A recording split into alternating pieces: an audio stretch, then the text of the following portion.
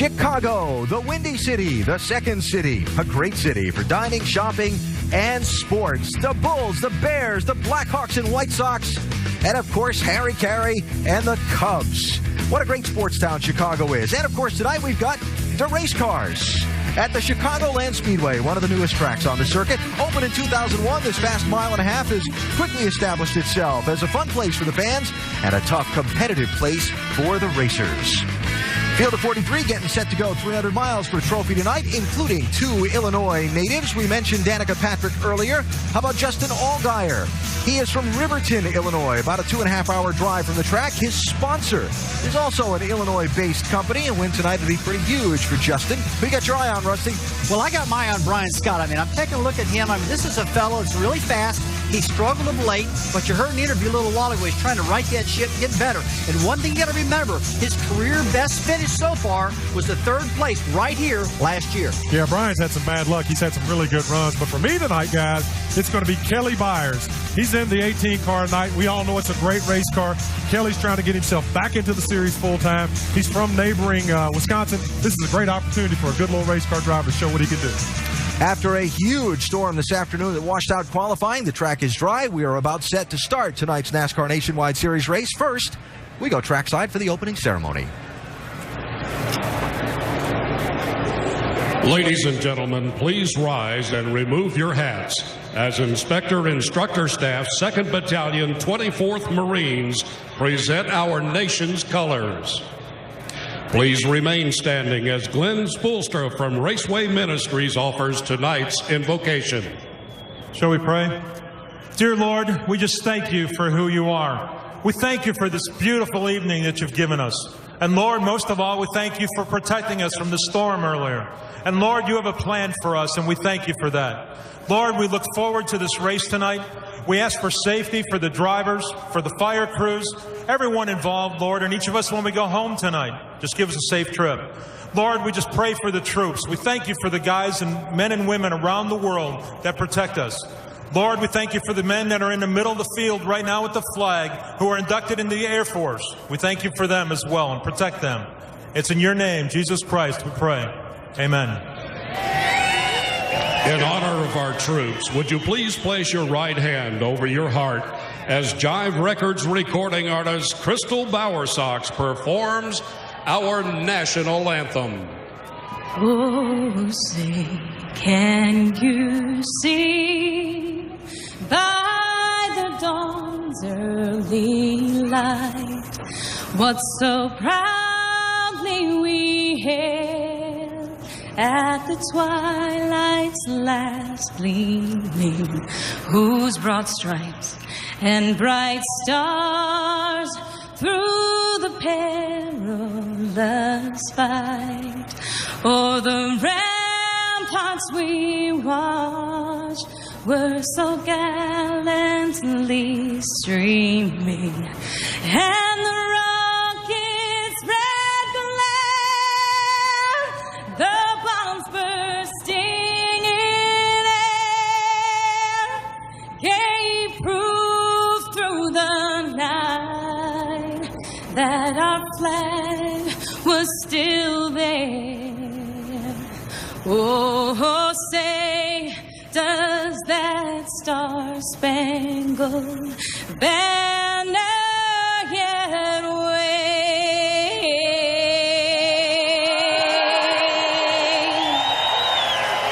for the land of the free? Oh, and the home of the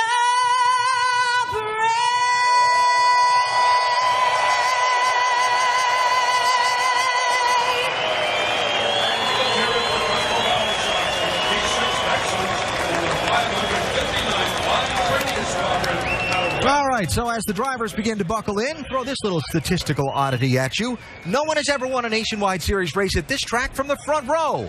Something Eric Almirola and Elliott Sadler hope to change tonight. They will lead the field to the green flag next. NASCAR Nationwide Series at Chicago is brought to you by Goodyear, chosen for superior performance. Goodyear, more driven. And Nationwide Insurance. Enter this code at codespotter.com for a chance to win one-of-a-kind NASCAR VIP experiences.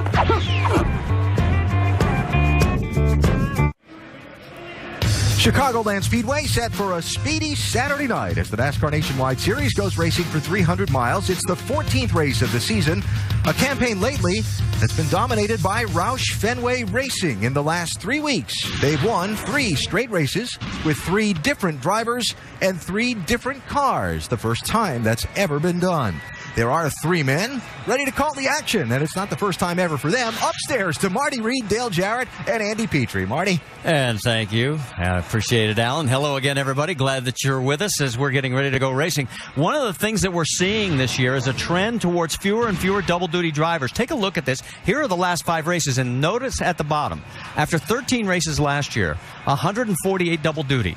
This year, it's down to 106, which means, guys, opportunity, opportunity, opportunity. Yeah, once again, the word of the week is this opportunity for these nationwide regulars, some young drivers here, to come out here and either get a victory, a good solid finish, or help their sponsorship chances if that's what they're looking for. But let's not mistake, just because there's only 4 of these guys here, they are 4 tough customers, so you're still going to have to do your job on the racetrack, run hard, but that chance is there for you to steal a victory here tonight. This is exactly what NASCAR had in mind when they changed this eligibility requirement for the NASCAR Nationwide Series, and it's really done that. It's created opportunities for young guys, and it's put a lot of emphasis on these guys that are running for the championship. Well, if you weren't with us for qualifying, we had monsoon season about 4 o'clock local time today. Take a look in case you weren't with us a little bit earlier in Countdown. This is what happened it literally hailed, and it lasted for about 15 minutes, and it washed out qualifying. You could see the guys scrambling just to take cover. What it's done is washed all the rubber off, and what do we expect? We got about half a minute here. Well, what they're going to have is a different track. That hard rain washed a lot of the rubber off. NASCAR is going to throw a competition caution at lap 25 to just get everybody back up to speed if they need to make adjustments to their cars. And the crew chiefs will have an eye on that radar. Yeah, and they'll be keeping their drivers in touch with that, too. If they need to go a little bit harder, they can get up on the wheel and get it done by halfway. Well, we'll see what happens, but right now it's time to get race number 14 of the 2011 season started. Let's go trackside for the command. And now, for the most famous words in motorsports, please welcome back the I-Train. Defensive end of the Chicago Bears, number 71, Israel Idonije. Drivers, start your engines!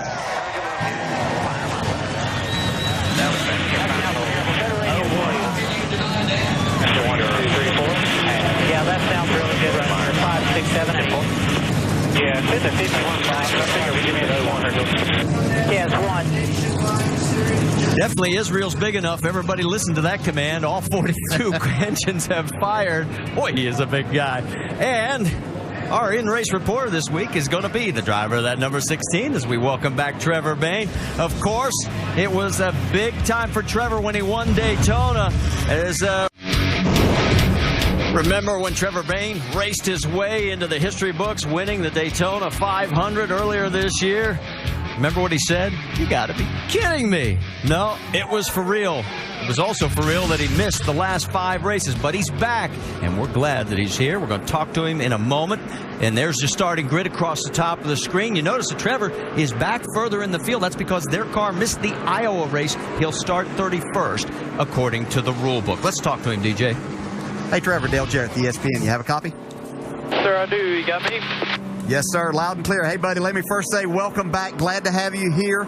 Can you tell our viewers maybe how long it took you to kind of come up to speed of going 180 miles an hour since you haven't done it in a while? And do you have any more butterflies today than normal? Well, I took a couple laps of being cautious. You know, the first run of practice, I was a little bit easier getting into the corner, but, you know, by the end of the second practice, we were at the top of the board, so I think we kind of picked up right where we left off, so I'm excited to be in the car. No butterflies, actually, either, so I'm ready to go, man. This is not exactly where I wanted to start, but, you know, we can't help the rain, so we'll see if we can't get this Avnet VMA 4 to the front here.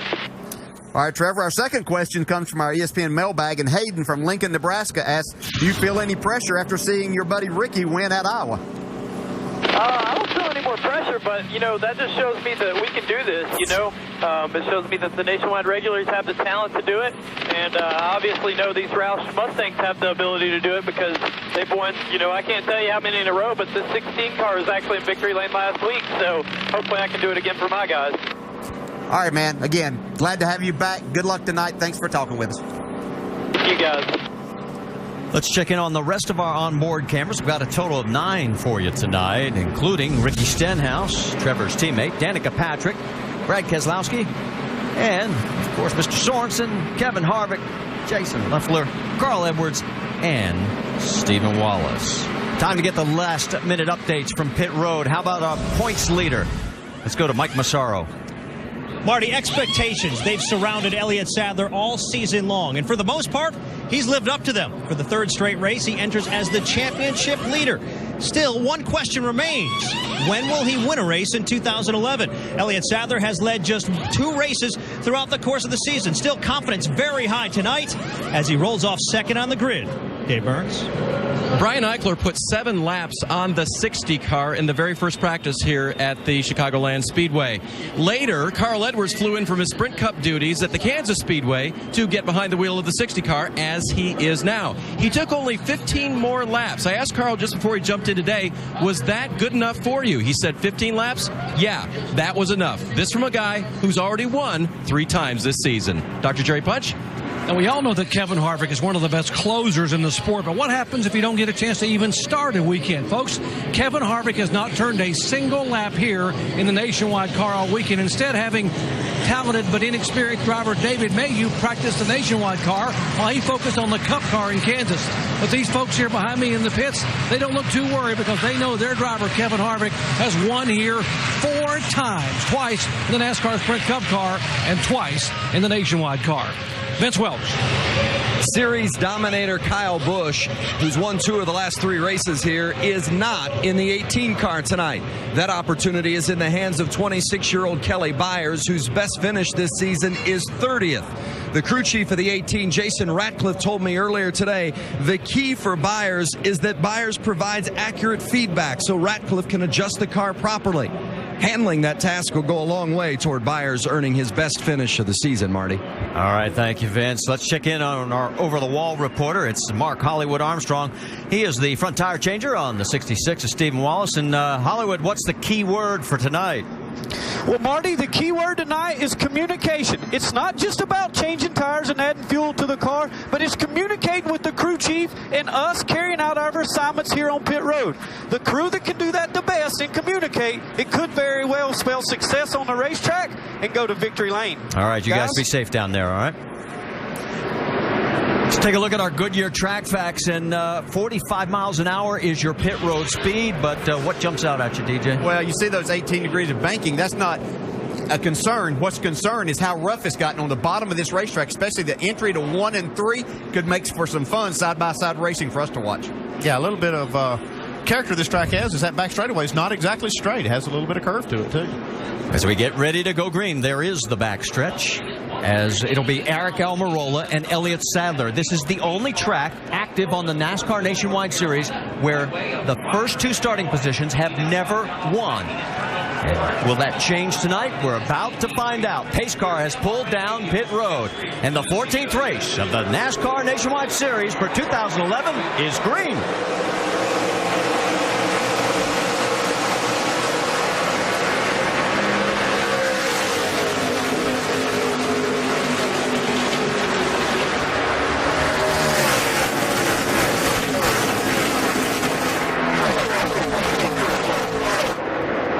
Nice and wide going down that backstretch. You see 3 wide in several different spots. Eric Almirola right now out in front of Elliott Sadler. Saw Kevin Harvick just behind this group go real high in turn 1 and 2. He's got it back down on the bottom now behind Danica Patrick at the line. Yeah, Doc was talking about he hadn't made a lap here where that first one might leave a little to be desired if he going to have to get it back. It could have been a situation of the splitter hitting a little bit, Kevin not being used to the car and how it reacted. Harvick running in 17th, right behind Patrick. Saw Leffler in the 38 take a look to the inside there in the Great Clips car. The top 5 cars trying to open up a little bit of room, still double file further back. Stephen Wallace in that mix, along with his teammate Michael Annett in the 62 on board with Wallace. And even though there's not a lot of rubber on this racetrack, since that rainstorm, things have stayed relatively cool here, so they've got a good racetrack to turn some fast laps on right now. Wallace taking a look underneath the 11 of Brian Scott. These first 2 laps have been the fastest laps run this weekend. Justin Allgaier right there in the 31. Boy, he needs a big performance. He's 22 points behind as we get a battle now for second place shaping up between the 2 of Elliott Sadler and the 60 of Carl Edwards. Yeah, what I saw there is it looked like Carl was going to take that spot away down the front straightaway. It looks like he will get that second spot going down into turn 3, but Elliott Sadler was able to hang pretty tough on the outside right there. So Sadler dropping back to 3rd. Right behind him is the 6 of Stenhouse and the 22 of Brad Keselowski. We can tell you that Dennis Setzer has pulled it behind the wall. So has the 55 of Brett Rowe. It looks like one other car may be heading in that direction as well. Chase Miller is off, and Jeff Green. Trevor Bayne, remember he started 31st. He has already moved up to 19th, guys, as he has gotten around the 70 of Scott Wimmer and is moving forward. Well, the good thing about it, not there's a good thing about having to start back there, but the good thing about being here and doing that, you have a wide racetrack, you have a fast race car, you can make a lot of passes. Let's get an update from Dr. Jerry Punch. Pretty funny, guys, with Trevor. You know, he said, I've waited 6 weeks to pass race cars, so I'm not waiting any longer. The team is trying to get him to be a little more patient here early on because it's a long race and you got plenty of room to pass. Trevor says the car feels that good, I might as well make the moves while I can. He's obviously doing it right now fairly easily, looking underneath Danica Patrick. He's got a fender under, and here he comes side by side. They cross the stripe, and it looks like getting clearer, getting down into 1, yes. Let's go back a little bit earlier because Trevor had one of those moments. See right there, the track's real bumpy in that section, and he is underneath some cars, runs right up behind Danica with just a little bit more speed. Yeah, kind of what happened there, you can see him run up on Danica Patrick. Right? When you jump out of the throttle, the front end really reacts a lot with the shocks and the springs that you have to run. You have to really be careful. So driving these cars isn't easy even when you come out of the gas. Let's check in back up front because Carl Edwards has narrowed the gap, as you can tell. And side by side, Stenhouse, along with the 2 of Elliott Sadler, they almost got together. Now, all these cars coming back together for the lead now. See, Stenhouse car is pretty fast, but boy, it's pretty free too. Ricky taking another run at Elliott in the 2. It's Almirola Edwards. Then you see Sadler and Stenhouse right there. Then 5th place is Keselowski. Then you drop back 2 seconds to Reed Sorensen in 6th. Here we go again as it looks like Stenhouse took another peek, but can't quite get enough bite. Yeah, Elliott Sadler told me how rough this racetrack was, especially on the bottom. He said even more so than what he remembered being here last year. I think he's going to try to utilize and get that second groove worked in. He can keep the power up as we see Carl Edwards trying to take the lead now. Well, Carl used that high groove in the middle of 3 and 4 to get the momentum, and then he kind of swung low to pass Almirola, but he's working that highlight. You can see Elliott Sadler right now looking to the outside, too, of the 88 car. Well, Carl is our second leader, and you saw the wiggle of the 88 of Almirola, and it's going to cost him again because he's going to lose second spot to Sadler. And Stenhouse wants a piece of that action as well. I talked to Elliott Sadler yesterday during happy hour. He said that they have been going down a few roads with their setups that really haven't been what they were looking for. They came with something different here, and he feels really confident that they've got a good package for this race and this mile-and-a-half type racetrack. Ryan Truex and Stephen Wallace. That is a battle for 10th right now. And again, this is the last race for Ryan Truex unless they can find more sponsorship. Of course, Patrick Carpentier will be driving that car in Montreal, and 7 races for Travis Pastrana in the 99, starting at Indianapolis. But they still want to find more sponsorship to get Ryan back in that 99. Yeah, and we can see just how difficult this is going to be tonight to complete that pass from down on the inside. That car on the outside can keep the momentum, and you need all of the racetrack. You see Stephen Wallace's car walk up the racetrack a little bit as it goes across those bumps. Don't forget, we have a competition caution because of the heavy rain earlier today at lap number 25. And we're working lap number 12 right now. Carl Edwards is your race leader. Elliott Sadler, Aric Almirola, Ricky Stenhouse, and Brad Keselowski. That's your top 5 here at Chicagoland Speedway.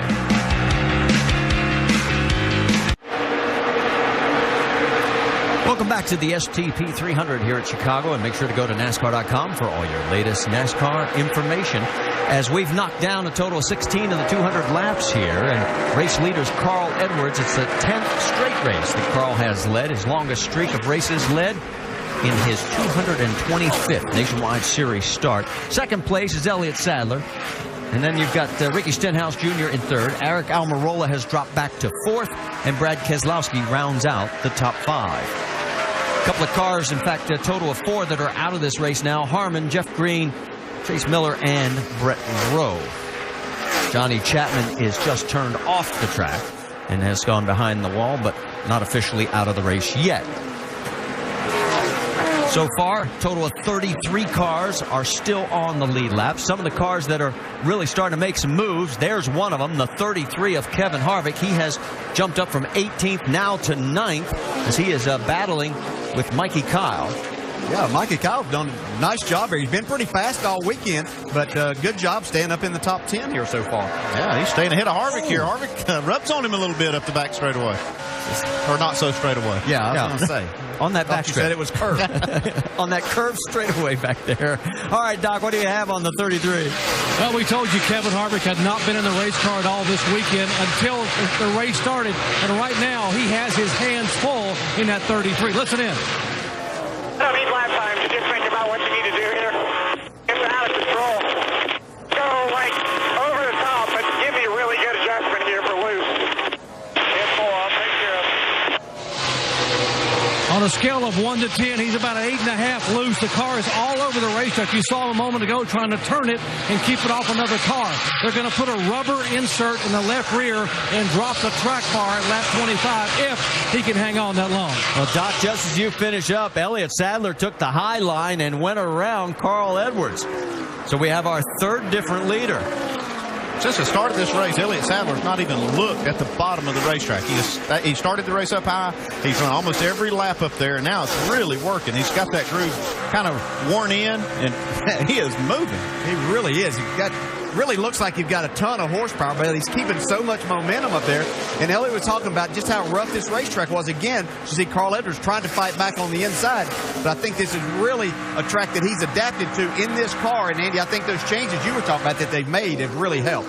Great battle here for the lead. Side by side, they've got lap traffic in front of them. The 81 of Blake Cook plays a factor in it. Elliott has to back out, surrenders the position, and loses about 3 car lengths in the process.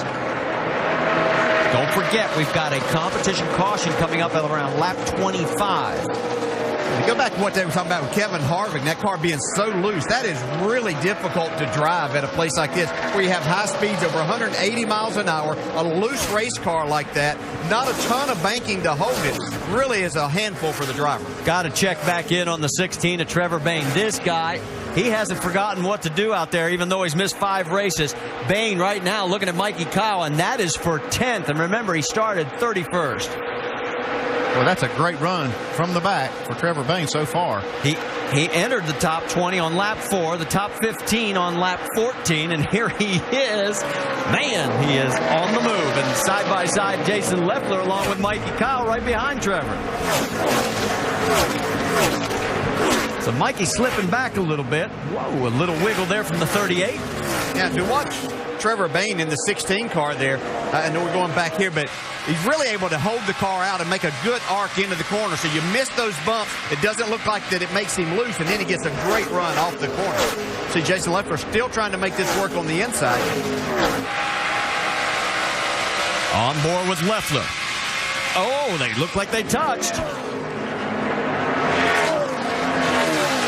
We're working lap number 25. We should see a competition caution coming out next time the leaders come by.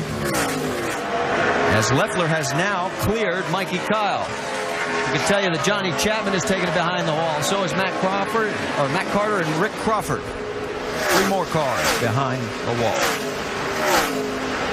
Race leader is Carl Edwards with Elliott Sadler, Ricky Stenhouse Jr. That's your top 3 right now. A couple of the Turner Motorsports teammates going after each other as the caution now comes out at start-finish. As Justin Allgaier is getting around Reed Sorensen. We'll wait and see if that holds up, depending on when the actual caution came on. So if you're Kevin Harvick, he's up to 9th, guys, and he says he's got a handful of a race car. If he gets a good car, look out. Yeah, he's going to have to make some adjustments, and they're probably. You can tell by his voice that he wants a pretty big adjustment. Yeah, but that shows you just how good he really is. I mean, you take a car that's a handful that you haven't driven, and you move it up to 9th from the start of the race. And remember, he started back in the 18th position. Yeah, if you don't think he's good, he's won 3 Cup races this year and only led 9 laps in those races. So he knows how to get it done. At the end, anyway. At the end, yeah. Crews on the wall as they're getting ready to go to work. That's Danica Patrick's team right there. Right before that was Carl Edwards, and there's Harvick's bunch. You have to be careful not to over-adjust your car right here. The racetrack's going to change with more rubber and the sun going down even more. So, and you have to be a little bit on the cautious side. The one thing I do, as far as Harvick is concerned, he knows what he wants, and that's what's good about having a veteran driver drive the car. So if he says he really needs a big adjustment, I'm going to go ahead and give it to him. I know I would still be cautioning him, hey, let's don't adjust yourself too much, but if he's calling for it, he needs it. Here they come as they make the turn down pit road, 45 miles an hour, and Dr. Jerry Punch is up first. Kevin Harvick's Budweiser Cup crew on hand to fit him here in the Nationwide car tonight. They have called off the adding the rubber in the left rear because they don't want to over-adjust. Like you guys said, they are going to drop the track bar by 2 rounds and put on 4 tires. Fitz Welch. Danica Patrick's car started out tight, then was sliding as the tires started to wear a little bit. They're going to go a half round down on the track bar and take a rubber out of the left rear and 4 tires. Mike? Elliott Sadler saying he's good on entry but gets tight rolling through the center. They're going to make an adjustment on the air pressure on the left side tires, also a track bar adjustment, and 4 tires, Dave. Race leader Carl Edwards will take Sunoco fuel, but it is slow changing 4 tires and giving him a track bar adjustment for a loose race car. He'll lose the lead. Well, the 18 of Kelly Byers took only 2 tires. First off appeared to be Elliott Sadler. There he is with Byers jumping up quite a few spots, and we'll reset it for you here at Chicagoland when we come back.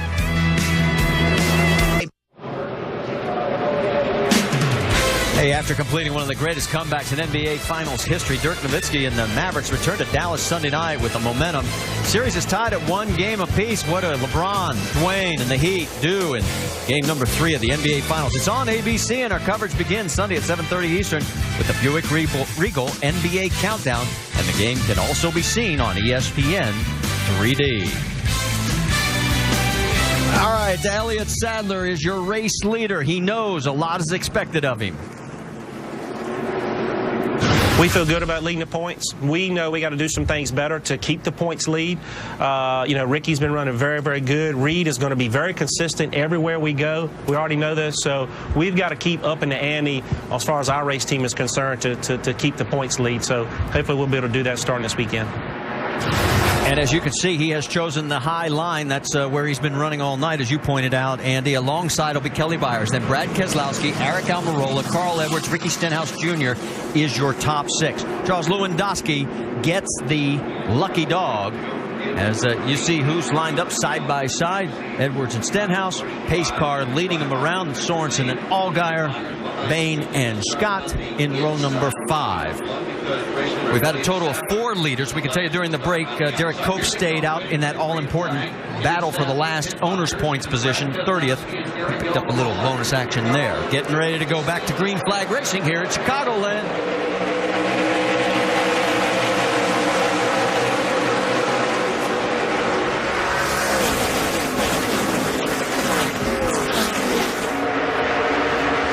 Well, Sadler had a good start, but Kelly Byers pulls back up underneath him.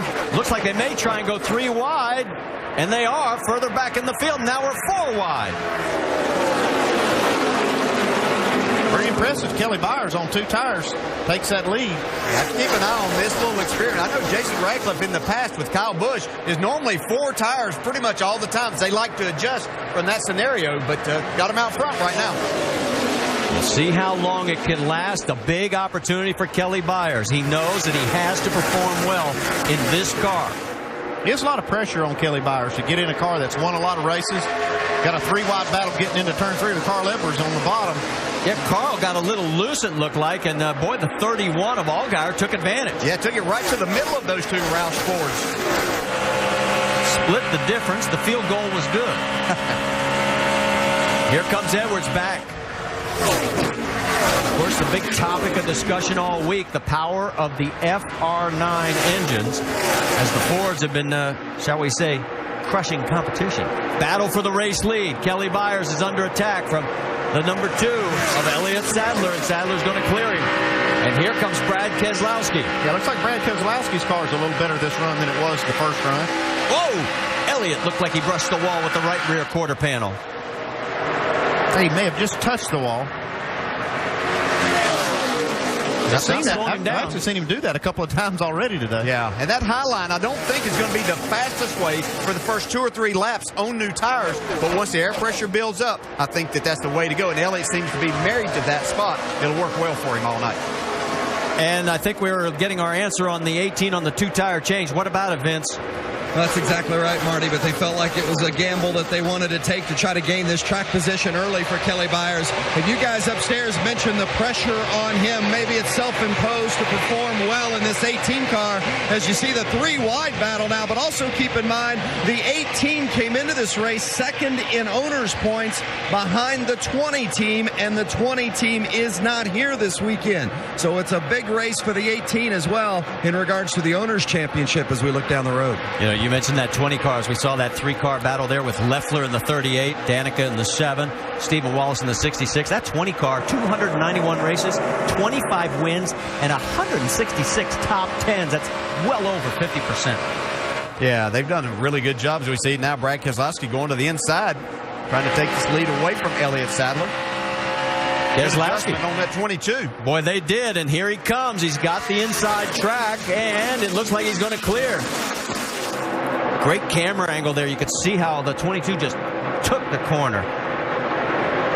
Here comes Carl. He's going to go side by side with Elliott. And further back, you see Stenhouse, as he has got side by side action as well. That's with Allgaier. So Allgaier, again, another one of those guys that needs a big race. He's 22 points behind in the championship in 4th place. And remember, there's only 43 for winning. And he does not want to lose any more ground. Just behind this group, you see Kevin Harvick sneaking in the picture. He's running that real high line also. Another KHA? He's KHI car. That was easy for you to say, wasn't it? He's up to 7. Stenhouse side by side again, at least for the moment. Here they go through the corner. He and the 31 of Allgaier.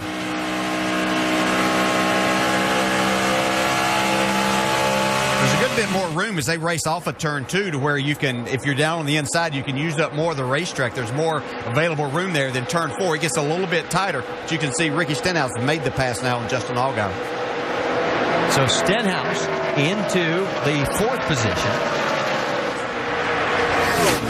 Bump Allgaier back to 5th. And there's your race leader as Brad Keselowski, Carl Edwards, and Elliott Sadler, your top 3 after 38 of 200 laps here at Chicagoland.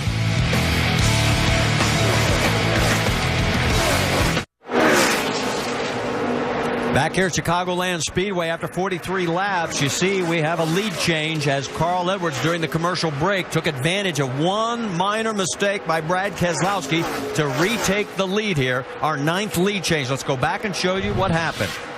Yeah, it's just you hit one of these bumps a little bit wrong. You can see Brad has to chase that car. It just gets a little bit loose. That opens door for Carl Edwards. So Carl, who's led 20 laps so far, Keselowski, as he's led a total of 7, now bumped back to 2nd.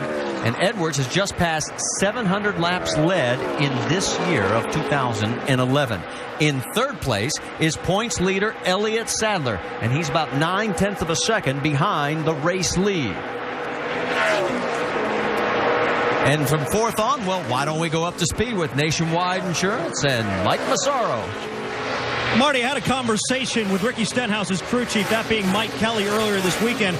I asked him how the Iowa win has changed the expectations on that team. He said, simple, we expect nothing short of winning. So much, in fact, that has spilled over to the team. They had a couple of miscues on pit road last week, and because of that, they've elected by themselves to do 2-a-day practice sessions all this week in an effort to get better. They've been flawless so far this afternoon. Vince?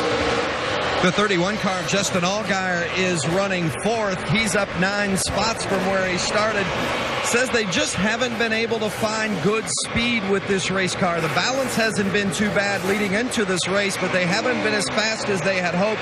Right now, the car is just a little bit too free. They're trying to run the bottom in 3 and 4 and run up top in 1 and 2. They think that's the best line for them so far. Justin Allgaier from Riverton, Illinois, about 150 miles away. A lot of friends and family here today.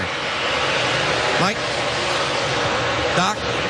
Despite starting in a car that's very, very loose, Kevin Harvick drove it from 18th position all the way up to 9th. He said, I really need you guys to help me. On that pit stop, they dropped the track bar 2 rounds, and Harvick said, it's better. I'm up to 6th, but it's still very, very loose. We've still got to work on it next time in.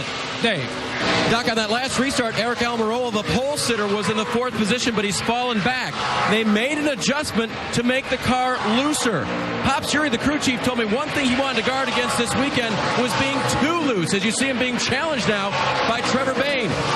Eric radioed in, well, either the track is looser or you guys with those 2 adjustments made it a lot looser, but it's definitely too free for me right now. Doc? Trevor Bayne, first time in a race car in 6 weeks, started way back in 31st position, folks. In 24 laps, he was running 10th. Remember in Daytona in February, he started 32nd and won the Daytona 500.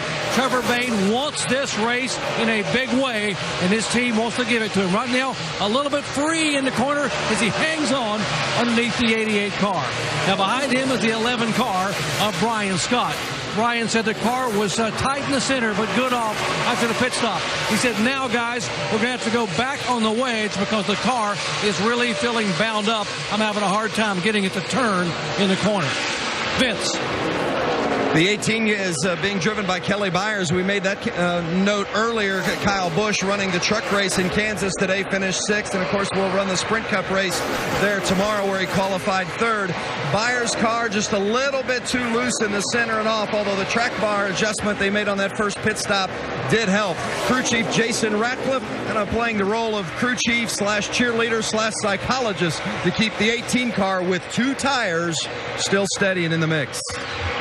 Marty. All right, thanks, Vince. A total of 9 cars are listed out of this race. A 10th, Robert Richardson, is behind the wall. We have a total of 27 cars. Check that, 26 on the lead lap as Derek Cope has just gone a lap down. Carl Edwards, your race leader. We just passed the quarter mark with Brad Keselowski right behind. Stay with us. Where winners are celebrated, champions are crowned, and legends are born.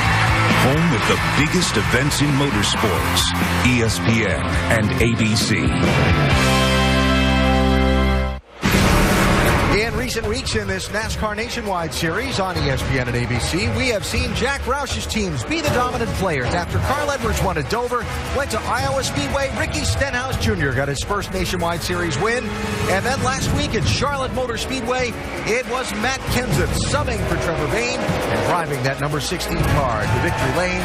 3 consecutive races, 3 Roush Fenway Racing Nationwide Series wins with each of their different teams and 3 different drivers. Pretty impressive for the Cat in the Hat and those in his employ.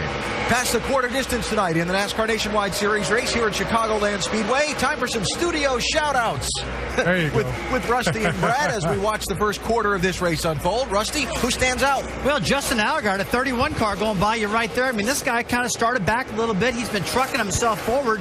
That car is really running good for him tonight. He's been racing Kevin Harvick a lot out there. And car's handling pretty good right now. He's swept in this area. He's got to be a big race for Justin tonight. How about it, big fella? Yeah, I'm going to go with Kenny Wallace, guys. I mean, Kenny's having an outstanding season. Has really bounced back from last year where he was in subpar equipment, didn't have quite what he needed. He's currently 7th in the points. He's had a good run tonight. He's stayed around that top 10. He looks like he's going to be a threat to be up the top 5 before this night's over with. Kenny right now soldiering on there, trying to chip his way up into the top 10 in this race. One caution in the race, the only one. The competition yellow a little while ago. Carl Edwards is back out in front. He has spent more time in the lead than anyone else in this race thus far as we swing it back upstairs to Marty Reed, Dale Jarrett, and Andy Petrie.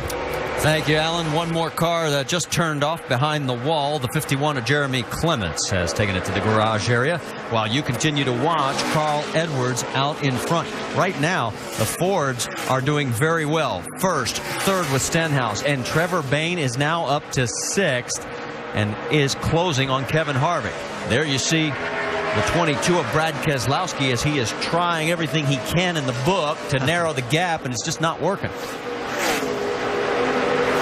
I tell you, the thing that I see with Carl Edwards and Ricky Stenhouse and even Trevor Bayne, they have these Roush Fords. They do have a lot of power. There's no doubt about that. They really have these cars, the shocks and springs work out on, because they're able to run the bottom of this racetrack better than the other drivers are, and that's making a big difference, taking that shorter way around, but it's not costing them speed.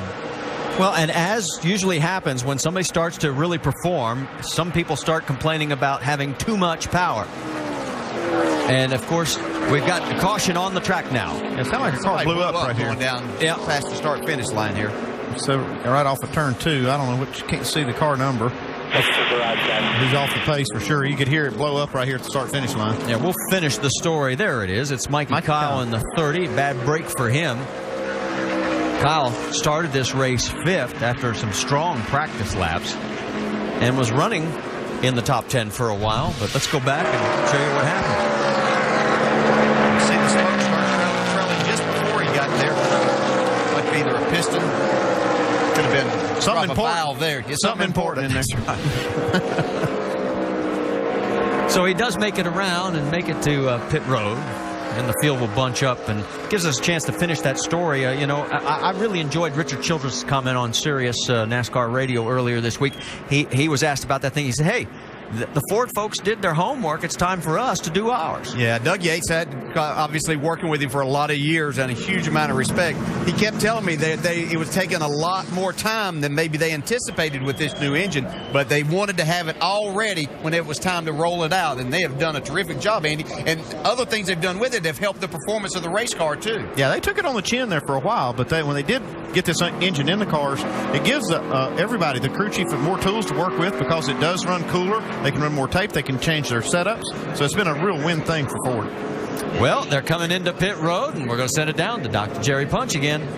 Guys, Trevor Bayne said the car just a little bit free on entry, so they're going to put 4 tires on it and a slight air pressure adjustment. That's the top of your screen. How about the middle for Justin Allgaier? Vince? For Justin Allgaier, he says it's just way too loose in the middle of the corner off. They're going to make an air pressure adjustment in the left rear, 4 tire change. Mike? Ricky Stenhouse said on that last run, it started free on entry and progressively got worse, was free throughout the corner. They're going to make a track bar adjustment and a 4 tire change in Sunoco Race Fuel, Dave. Last time on pit road, front tire changer Thomas Hatcher for the 60 team hung a lug nut. That didn't happen this time. With a 4 tire change, Carl Edwards wins the race off of pit road. You're right about that. In fact, the first 4 stay the same, and Trevor Bayne lost a spot. He almost got run into the grass. In fact, he did get run into the grass when Justin Allgaier came out. Allgaier picks up 2, so did Almirola. You see Kevin Harvick lost 3 spots there. Here's what happened. Yeah, that's taking advantage of the situation right there with Justin Allgaier. Go on board. Number 33, Ford 1, don't speed. Just that close, but Trevor manages to keep it clean, and he's back out on track. Carl Edwards still in front.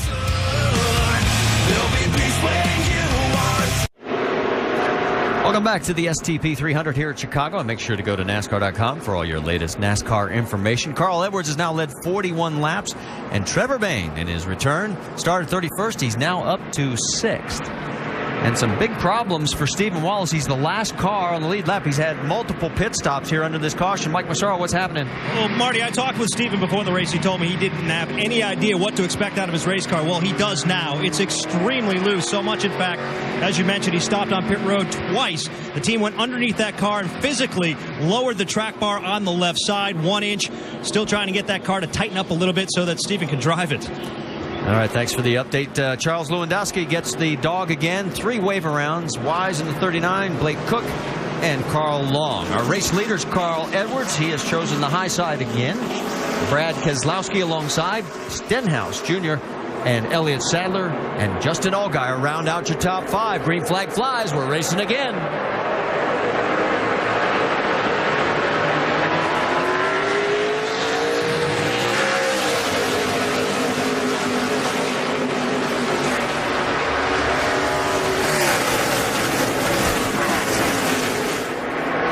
Jeremy Clements just coming out of pit road. You saw him. He's several laps down already. And on the restart, Carl Edwards and Elliott Sadler. And Sadler going back up to the high side. And here comes the 6 of Ricky Stenhouse. We're really hearing a lot of drivers talk about how loose their cars are, especially on entry. See Trevor Bayne there. He's got his hands full with Kevin Harvick. Remember, Harvick had a miscue on the pit stop, dropped back. They are duking it out side by side. That is for 7th on the track.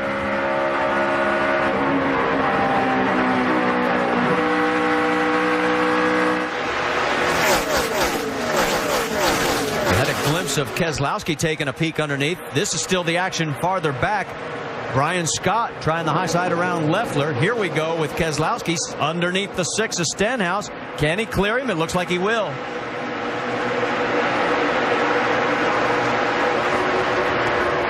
That shot down the backstretch gives you a great idea just how rough this track has gotten over the years. Our 11th time here that the Nationwide Series has run, and there's the tunnel that they bounce over. Looks like it took Brad Keselowski's car a couple of laps to get the air pressures up. They're starting to come back alive on this restart. Side by side for 2nd place with Elliott Sadler in the 2. Brad was another driver complaining about loose early in the race, but wanted to leave it alone because he felt like the track would come to his setup, and maybe that's what they're doing here, just trying to get through these early laps. Yeah, you can see he really wanted to slide up in front of Elliott Sadler there in that 2 car, but just couldn't quite make it work that time. See if he can clear him off of 4. Gets it done. Gets it done that time, you're right. Let's get an update on Brad Keselowski. How about it, Dave Burns? He's been on pit road twice, like most everybody, Marty, taking 4 tires each time. The first set of adjustments did help. Brad radioed into his crew, but the exit of the corner was still the problem. Too loose off the corner. So this last time down pit road, 4-tire change, wedge adjustment for him as we see Sadler now being challenged. Yeah, by Ricky Stenhouse. And remember, these guys are 1st and 2nd in the points. In fact, separated, well, right now by 1. That's how tight this championship really is. And here comes Stenhouse. He's taking a peek on the inside of the 22. Yeah, I think Carl Edwards' biggest challenge tonight, if things don't change a lot and somebody really hit on something, is going to come from this 6 car once again, just like we saw at Iowa. Ricky Stenhouse, as the laps continue to unwind here, seems to get stronger as he makes it look pretty easy, but all of a sudden here he goes a little high, and it allows the 22 of Keselowski to get that low line again. Yeah, he made the pass there, but he drove it down into 3 a little bit hard. You see Keselowski go all the way to the apron, which is legal here. And that is not out of bounds. But it also didn't work. No, it didn't work, and he had a terrible angle getting into the corner. You can see in the middle it made the car go up in the center of the racetrack. Then he couldn't get back to the throttle, so he lost 2 spots. It's a great move for qualifying. I think he won't try it again, unless it's the last lap. Back on board with Brad. See Elliott Sadler still scraping that wall. He's running that extreme high line.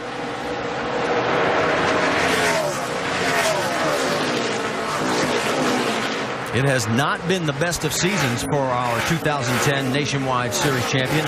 In that 22, they've had 4 DNFs, the last one coming back at Dover. But boy, right now, he's got himself a good race car, running in the 4th position. You saw Justin Allgaier there in 5th, and here comes Kevin Harvick. Yeah, these two raced each other hard earlier in the race.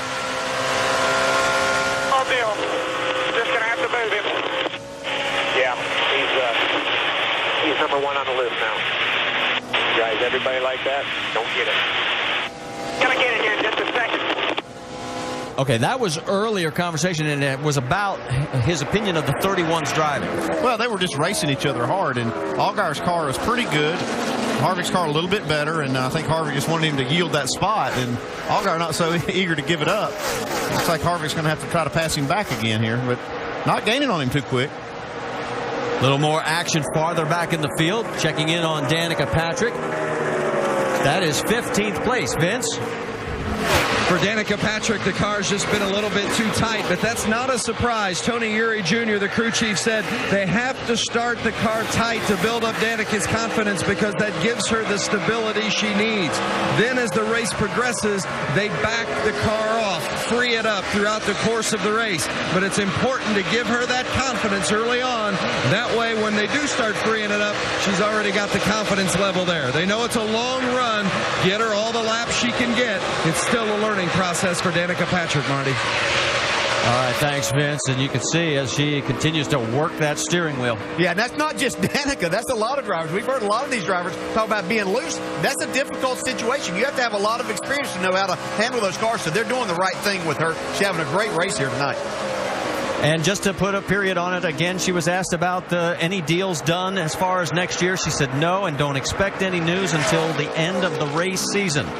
Although one thing I know is the change in the Motegi race from an oval to a road course event now makes 10 road courses and 7 ovals.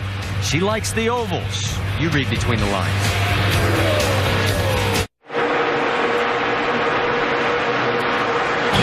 Quick chance to check the calendar. Our NHRA Super Nationals, the finals are tomorrow, 4:30 Eastern on ESPN2. Del Worship, #1 qualifier in Top Fuel again. NASCAR Now is presented by 5 Hour Energy. That's tomorrow morning at 9 a.m. Eastern on ESPN2. And then the Monday edition is presented by Shell Nitrogen, 5 o'clock Eastern on ESPN2. And our next stop, a couple of weeks from now, NASCAR Nationwide Series in Michigan, Saturday, June 18th. That's 3 o'clock Eastern over on ABC.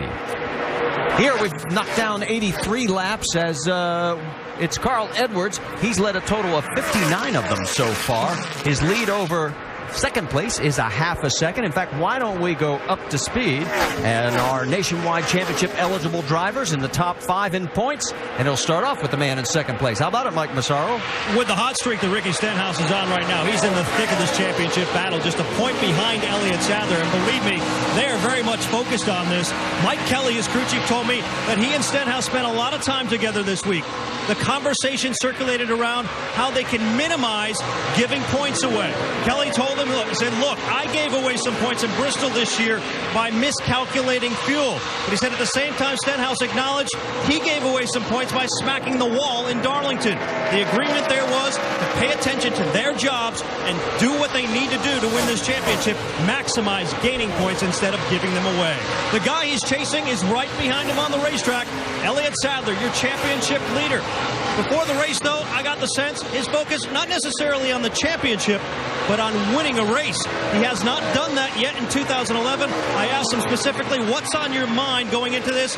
He didn't hesitate one bit. He said, I've got to win a race. He just had a conversation with Kevin Harvick. He said, boss man says I've got to go to victory lane, Vince. Well, running 5th in this race, but 4th in the point standings is the 31 of Justin Allgaier. As you look at Allgaier there in the bright orange car with a little battle on the outside going on. He's been searching for grip throughout the course of this race. Says he just doesn't have the kind of grip he needs, especially when he's challenged in a situation just like you saw. When he gets up behind a car in particular, their stability really goes away. They need to make that better in the 31, Dave. Vince, rounding out the top 5 in the championship is our pole sitter, Eric Almirola. The car's still too loose for him, but you know, a plan did come together for him this weekend. He led the very first practice today by a bunch. I asked Pop Fury about that, if that was your plan. He said, yep, second set of laps we took out there, we were ready in qualifying trim. We wanted to be up front. Qualifying rained out, and they had the opportunity to lead laps early, and that's a bonus point, Mike. Talking to Reed Sorensen before the race, Dave, he gave me the sense he was really struggling. You see Eric Almirola there. The 32 car of Sorensen saying he was struggling with the bumps in turn 3. That continues to be the case, but the problem is a little bit worse than anticipated. He says the car is snapping loose as he hits the accelerator, guys. All right, thank you, Mike. As there you see side by side, Trevor Bayne and the 31 of Justin Allgaier. Got a little close there. Those guys fighting it out for the 6th position. Bayne trying down low. Can he make it? I think he may have him this time if he can get up ahead. Nope, here comes Allgaier back. Yeah, you see, I believe Trevor Bayne's car is still a little bit on the loose side. He wasn't able to turn the wheel down into turn 3 and go around the bottom like he had been. Well, I still need to make another adjustment. Right there, you can see that violent bump getting into turn 1. We were watching some of the onboards during the commercial, and it is a wicked bump with these coil-bound suspensions. Yeah, when you have a loose race car and you hit those, you're just hoping that it lands in a relatively straight position to where you can go back to the throttle. But that's what makes it difficult. They talk about being loose under throttle, and once these springs compress, and you hit those bumps, you're not exactly sure sometimes which way it's going. We are approaching halfway. As you can see, race leader Carl Edwards. We've knocked down 90 of the 200 laps, and no rain in sight. So it's looking good here in Chicago.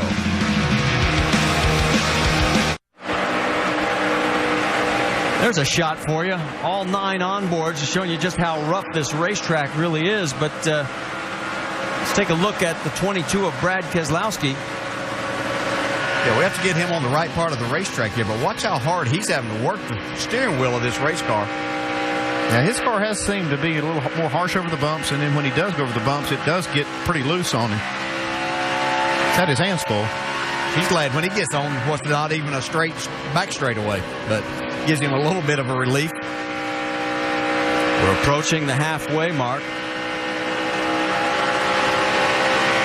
And while we're watching all this action and how hard these guys are dealing with the suspension issues, let's check in at the Craftsman Tech Garage with Tim Brewer. Marty, a big secret in keeping that front splitter on the ground has to do with the coil-bound situation in the front spring, but it still has to do with the rear springs, because what we try to do with the rear of the car, to keep the nose down, we use a phenomenal amount of rear spring rate. By the rear spring rate, real stiff springs, stiffer than in the front of the car. But when we put these spring rubbers in there, it really makes the back end chatter out and get the car loose. The only way to tighten that car up to get it in a racetrack is soften the spring rate by pulling the spring rubbers out, and you don't spin the tire, the right rear tire, as much off the corner, helps tighten the cars up. Marty? All right, thanks, Tim. As we continue, Keselowski continues in 5th place, about 6.5 seconds behind our race leader, that man right there, Carl Edwards. He's led 74 of the 98 laps that we have completed here at Chicago. We've had 2 cautions so far tonight for 8 laps, 6 leaders with 9 lead changes. And let's go on board with Carl Edwards. His ride seems to be a little bit smoother, a little softer. I think this has a lot to do with the team. I mean, they've been the fastest cars lately, and they have this spring and shock combination and this new car figured out a lot better than the rest of the teams. Dave, what are you hearing about this 60 car right now? Well, just the fact that Carl went to try a new line. He said, hey, keep an eye on my times for the next couple of laps. He went to the higher side through the corners, and he extended his lead over teammate Ricky Stenhouse Jr. See that group right there? And now he's going back to the bottom. But when he went up high, his times actually did improve. One more thing about this car, the Blue Fastenal sponsorship, they announced this week that they've included 7 more races in their deal this year, including this one and the finale in Homestead this year. Now, I know these guys are going fast, but I think they'll go even faster with lots of support. Well, as you finish up, Dave, this race is official now, but we can tell you that there is no rain in sight. We had that real heavy shower at about 4 o'clock local time this afternoon. Jack Roush on the left side of your screen. Right now, his guys running 1st, 2nd, and 7th. And there is Ryan Truex going a lap down. Going a lap down there. He needed a good run tonight. But I'll tell you something about Carl Edwards, too. He picked up now, as Dave was talking about, when he moved up the racetrack. Now he's moved back down. But he didn't. I'll guarantee you that Carl Edwards is smart enough to know and didn't want to show Ricky Stenhouse how good his car was moving up the racetrack. That'll be something he'll save in case he needs it later on. Just to put a period on that 99, Truex is 1 lap down. He is in 20th position, so 19 cars on the lead lap. Ricky Stenhouse, you see the margin behind the race leader. And let's check in with Mike Massaro. What are you hearing? Marty, just before that last pit stop, we heard Ricky Stenhouse radio in saying that it started out a little bit loose, but progressively got worse and worse and was free throughout the corner. They made some adjustments, and let's just say he's feeling something different now. I understand how it goes from so loose, and then in one lap it goes super tight. Is your entry any tighter now? Nope. What they did was 4 tires. They made a track bar adjustment and an air pressure adjustment. But, Andy, you know as well as anybody how quickly things can change with those types of adjustments. With this new car, just how sensitive is it to those changes? Yeah, the cars are very sensitive, Mike, because they are basically rigid on these springs, the way they run them, and it just makes it very touchy to adjust on them. It makes it difficult. I was talking to Jimmy Elledge, he's the crew chief for Justin Allgaier, and he was talking about how hard these things are to adjust during the race. And there's just a couple of adjustments that they feel like they can feel confident that it's not going to over-adjust the car and they can get something out of it. So it's tricky, and it's hard for these crew chiefs to get these cars right. You can see, I mean, Stenhouse has been really fighting the wheel on this thing. Well, we have just completed lap number 104, and the last time all these cars pitted was on lap 63. So if we stay green, we're going to be seeing some pit stops in the not-too-distant future. Stay with us. Our 5-hour Energy Rapid Recap catches you up on what's happened in the first half of tonight's race. Carl Edwards leading at the moment. Danica Patrick back in a stock car for the first time in a couple of months. She's looking good, too. I mean, she's been very, very consistent tonight. Got that car running up front. She's 16th right now, gains some positions. Danica's right back on track where she left off. One of the other big stories, Trevor Baynes returned to competition after 6 weeks away. Glad to see Trevor Bayne back. He's in the top 10 been running really strong. He's passed more race cars tonight than anyone. Glad to have him back. Up 24 positions from where he started in the field. And the oh-so-close Nationwide Series Championship, well, hadn't gotten any farther apart in this race. Right now with Ricky Stenhouse here on the racetrack being shown passing Elliott Sadler. That puts the two drivers a single point apart in the standings. Yes, long way to go in the season, but still a preview of, I think, the stretch run to decide the title in 2011. Brad Keselowski has just given up his spot on the racetrack for a stop on pit road, Dave. Alan, that was 5th place he was running. He felt a bad vibration on the right front tire, so he came down immediately. 4 tires on pit road. Vince. Still freeing up Danica Patrick's 7 car. It started out tight. They've been slowly freeing it up as they go along. It's a 4-tire change along with that chassis adjustment. All right, so updates there on Patrick and Keselowski in the early stages of what would be an opening green flag pit stop window. Now, one other story while we're recapping the bigger picture on this race. Elliott Sadler under a little bit of pressure, in my opinion, after, even though he's been the championship leader, not competing for wins as regularly as we probably expected him to this season. Yet he's been in front of his team owner and teammate Kevin Harvick almost all night, in fact, until right now. Well, I mean, I think we're putting too much pressure on Elliott. I really do. This is a brand new car, a hard car to figure out. Kevin's been driving this car. This is Kevin's company. You see him driving around Elliott right now, but I think he's getting better and better every single week. And look, the guy is up there in the points. He's having a consistent run. So, I mean, yeah, he's got to step up a little bit because he's come from the Cup Series back to the Nationwide Series, kind of to revive his career. But, hey, I think he's doing pretty good, guys. All right, beginning to see more green flag pit stops start to trickle in now. Mike?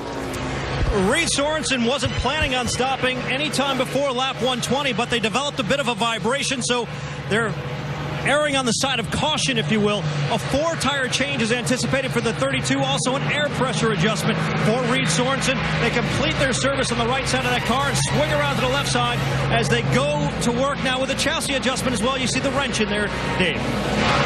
Mike, leader Carl Edwards is on pit road, lap 115. They're going to make a track bar adjustment for Carl. On this line, the high line was a little bit fast, but it's just a little bit free for Carl. 4-tire change for him. Looks smooth so far. They'll fill it up with fuel. They won't be able to make it to the end from here, but a pretty good run going for Carl Edwards. Doc? Ryan Scott, 4 tires, major chassis adjustment as he leads, and in comes Kevin Harvick right behind him. Harvick saying the car is very, very loose. The track's getting looser, but they're going to make an adjustment. Mike. As we just mentioned, Ricky Stenhouse's car has gone from loose to tight rather quickly. They're going to make a chassis adjustment. They're also going to make a 4-tire change on the 6 car as they complete service on the right side. Now swing around to the left side, Doc. Trevor Bayne, free in, tight in the middle, and very tight off. chassis adjustment, track bar, 1 round the left rear, 4 tires and fuel, Trevor said. Suddenly the car got tight. Vince. The 18 of Kelly Byers has been loose. 2 rounds down on the track bar, air pressure adjustment, and 4 tires as the 18 gets away. Aric Almirola coming in. Ryan Truex also in. Just a couple of cars left that haven't stopped in this cycle. Vince? For Ryan Truex, it's been a battle throughout the course of the night. They made adjustments on the first stop, went back on those adjustments in the second stop, just trying to get the car more comfortable for Truex in the 99. A 4-tire change, Dave. 4-tire change for Aric Almirola as well. The car is 2-3, 1 round up on the right rear with fuel. It's still really loose for Aric. Kenny Wallace was the race leader. He's just come onto pit road, continuing the cycle of stops. Then it will be Scott Wimmer and Stephen Wallace still out on the racetrack to stop. Mike? Kenny Wallace has been talking about the car being just a little bit tight. The call from Scott Zipadelli is for 4 tires and fuel on this car. Going to try to free him up just a little bit as they go to work on the 09. Meanwhile, Scott Wimmer now coming down pit road as well. They'll go to work on that car. He also complaining of a tight race car. They'll make an air pressure adjustment and a 4-tire change along with a little bit of a chassis adjustment as well on the 70. All right, Mike, thanks. So a couple of Wallaces out there right now. Stephen and Mike, first and second. Then the cycle of stops will complete with Carl Edwards leading Kevin Harvick. And not all that much distance between them as the caution flag comes out. Yellow's out. 3 and 4. We had one against the wall. You heard the spotter radio there. Someone scuffed up the wall. And so now, and Ricky Stenhouse is back on pit road, by the way. And that's the one that scuffed up the wall. Yeah, it looked like he had a little problem with the right front tire. On his pit stop. And I don't know if that had anything to do with it or not, but he had a lot of trouble on that pit stop previously with that right front tire. So things had been going so smoothly for Stenhouse. Yeah, he's had a lot of good stuff happen to him over the last few weeks, but let's take a look at the replay here on his pit stop. Oh, no, this is him going down the corner. That's into the corner. Yeah, he had a problem. He was running on it. It looks like a right front failure going at the corner. Brad, he wasn't even in the groove at all. He was way up top the racetrack then. Let's go back and look at that pit stop I was talking about earlier where he had a problem with that right front tire. Comes down pit road here, gets wound up, gets it squared up, and watch the right front tire here. Jack goes up. The tire is stuck. It's like it's wedged in there. And the jack gets stuck. Look at that. Jack goes down. It collapses.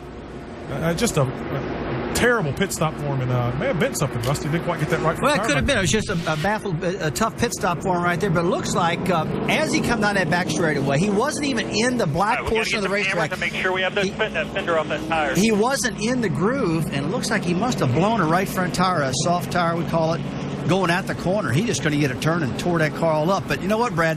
These old cars are pretty tough. They are pretty tough. They sure are, and it looks like he's going to get this thing back in action. All right, so we'll see the last couple of cars here, 66 and 01, Stephen and Mike Wallace pit, and expect most of the rest of the lead lap cars to stay on the racetrack, which will put Carl Edwards back into the lead and complete this cycle of pit stops. 80 laps to go, well outside a window where anybody could consider going to the finish. So everybody with at least one more stop to go in this race. Hollywood Armstrong.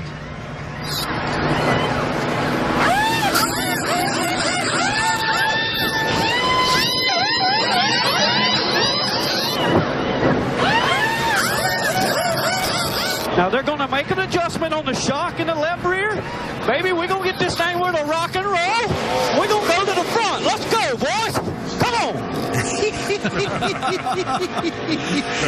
Think there's a little adrenaline involved in going there? He is getting after. Oh, Hollywood, one of the fastest tire changers in the business. Did a good job.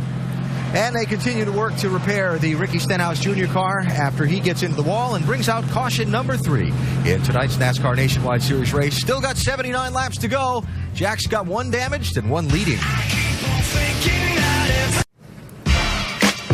Well, on Chicago, everybody was wondering what would Trevor Bayne do when he got back behind the wheel of a race car after missing 5 races. Well, all he's done is passed more cars than anybody else since the start of the race. How about 25 in all, moving from 31st up to 6th? And he's our in-race reporter. Let's talk to him, DJ. Hey, Trevor, Dale Jarrett, you have a copy? sir. Hey, man. First impressions looks pretty good out there tonight, but it looks like you kind of stalled out there in that 5th, 6th, 7th range. What are you working on? Right now, it's just hard to get by these guys on restarts, and our car is not very good at dirty air. But once we're singled out, this thing is unbelievable on long runs. And then, the first run of the night, I don't know if everybody's just slowing down, trying to make me feel good about myself again or what, but this thing was unbelievable there in the daytime. And, we were able to drive up to 10th. But since then, like you said, we kind of stalled out. As the night came, our car is falling off a little bit compared to everybody else. So we're trying to figure out what it needs right now to be able to get by these next few guys. Do you feel like the track has actually changed since we've gone to nighttime here?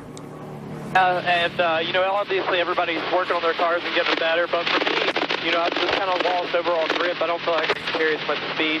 Kind of free in and tight over the bumps and then free off. So it's hard to fix those three problems, but I know Chris Andrews is working hard to figure out what to do it. Hey, biggest question. You feeling good in there? Feel great, man. I'm feeling good. I feel like an astronaut, man. They got so many hoses blowing to me here, and drink systems, all kinds of cool stuff, but I feel good. All right, man. Thanks a lot. Good luck. Well, Trevor continues out there, as we mentioned, in 6th position. Let's talk a little NBA basketball because what a great comeback it was. One of the best in finals history as the Mavericks return to Dallas Sunday night with momentum. The series is tied at 1 game apiece. Can LeBron James, Dwayne Wade, and the Heat reclaim the series lead? Well, it's Game 3 of the NBA Finals on ABC, and our coverage begins Sunday at 7:30 Eastern with the Buick Regal NBA Countdown. The game can also be seen on ESPN 3D. Brad Daugherty says the Mavs can't beat the Heat. I have to disagree. I think Jason Kidd and Dirk Nowitzki might get it done. I'll tell you, that was a fun comeback to watch. Lucky Dog is the 62 of Michael Annett. That puts him back on the lead lap and gives us a total of 17 cars on the lead lap. Danica Patrick ends up in this mix going 1 lap down in 18th, which the signal there is she wasn't very good on her in-lap or out-lap because she was not a lap down when she made her pit stop. So that's one of the things she'll have to work on in the future. And as we get ready to go back to Green Flag Racing, of course, Carl Edwards is the race leader. So he's taken the high side with Kevin Harvick. And we've just been told that NASCAR is going to add another lap. There's Brad Keselowski and Elliott Sadler in row number 2.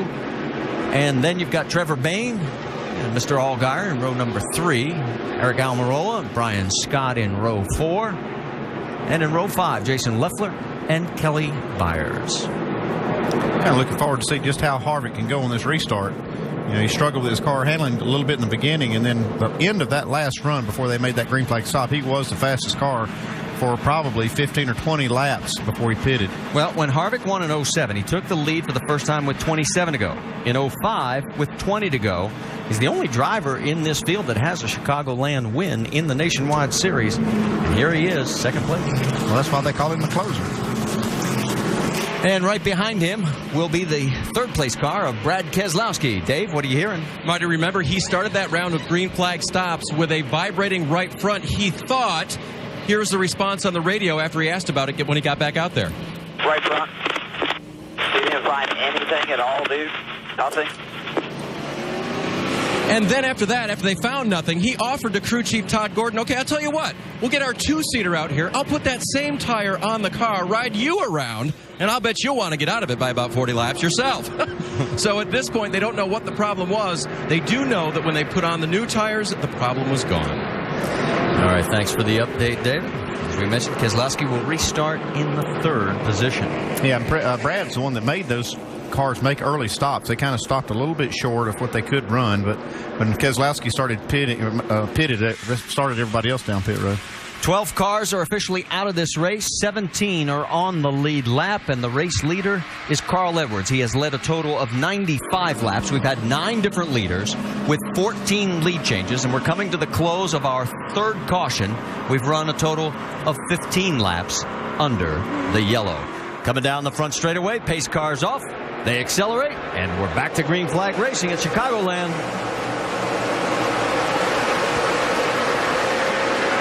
Kevin Harvick there on the inside. When he was making all of his time, man, he was up higher than anybody else has been on this racetrack running hard so far. Right now, Carl Edwards has that groove. Oh, a little contact there between the two up front. Looks like no harm for either car, and here comes Harvick again down low. Got a little help. He got a teammate back there with him, too. Elliott Sadler in third. KHI won the truck race earlier today with Clint Boyer over in Kansas. Look where Trevor Bayne finds himself right now, guys. He has moved up to the 4th position.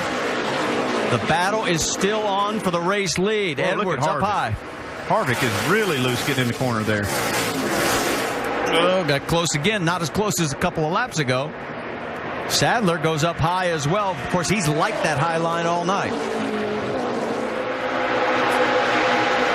Harvick driving hard, but having to use a lot of racetrack getting off the corner. Back a little bit farther in the field, side-by-side action with Brian Scott now moving ahead of the 31 of Justin Allgaier. Yeah, that is for 6th. Brian Scott having a great race so far. I watched his lap times too. Very fast, and now he's showing what a good car he does have. Harvick slides up and takes the lead away from Carl Edwards. So make it Harvick's first time to lead the night with 72 to go. He becomes our 9th different leader, and look at that. We have 4 wide for a moment there as Ryan Truex is trying to get back on the lead lap. Now look at Kenny Wallace, man, making it 4 wide. Coming out. Said he needs a little adjustment to go a little faster. Looked like they got him the right one. Another good run for Kenny Wallace. Kenny right now in that 12th position, right behind Stephen Wallace in 11th. See Ricky Stenhouse now got his car kind of patched up, coming back to the front. Let's go back up front because Carl Edwards has said, okay, Kevin, you had your chance up front. I'm going to retake the lead, and he does. So now we've 16 lead changes among 10 different drivers. Yeah, Kevin Harvick's strong point tonight has been in the long run. His short run hasn't been his best suit, but we'll see how it works out this run. You know, you guys had mentioned Ricky Stenhouse. While we watch this battle, we'll let you know he is 21st, 1 lap down, and what one pit mistake cost him. He was 2nd by just a 1.5 seconds behind Carl Edwards before that disastrous pit stop on the right front tire. Can he fight his way back? Carl Edwards, his teammates, in control. ESPN's coverage of Major League Baseball continues on ESPN tomorrow and Monday night. First, we've got NL East rivals Sunday Night Baseball at 8 Eastern. We've got the Braves and the Mets. And then on Monday Night Baseball, 7 Eastern, Dodgers head to Philadelphia to take on the Phillies. The game can also be seen locally in Los Angeles and Philadelphia. And the Major League Baseball on ESPN Sunday and Monday. Back here, you're riding on board with Reed Sorensen, as Sorensen in 10th place has never really threatened up front, and he's losing a little ground. He's 11 points back in the championship chase based on where everybody is running right now. He would be in 2nd position because of Ricky Stenhouse's issue, but Stenhouse trying to fight his way back. He's moved into the 19th spot. And if he gets past Danica Patrick, that would put him in the lucky dog position. Everybody is chasing Carl Edwards, and there he is with an 0.8 of a second lead. He's led 106 laps. The battle for 7th with Eric Almirola in the 88 and the 31 of Justin Allgaier. 22 car blowing up. Yep, problems for the 22. Yeah, motor's laying down big.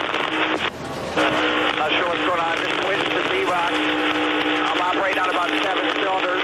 Volts are 13.5. Water temp 230. Water pressure 30. Oil pressure 60. 9 on the fuel. Laying down big here.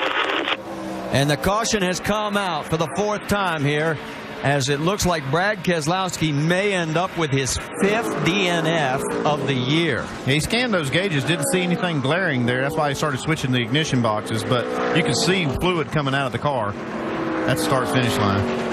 Let's go back and show you what happened. See the smoke, yeah. That's, no switching ignition is going to fix that.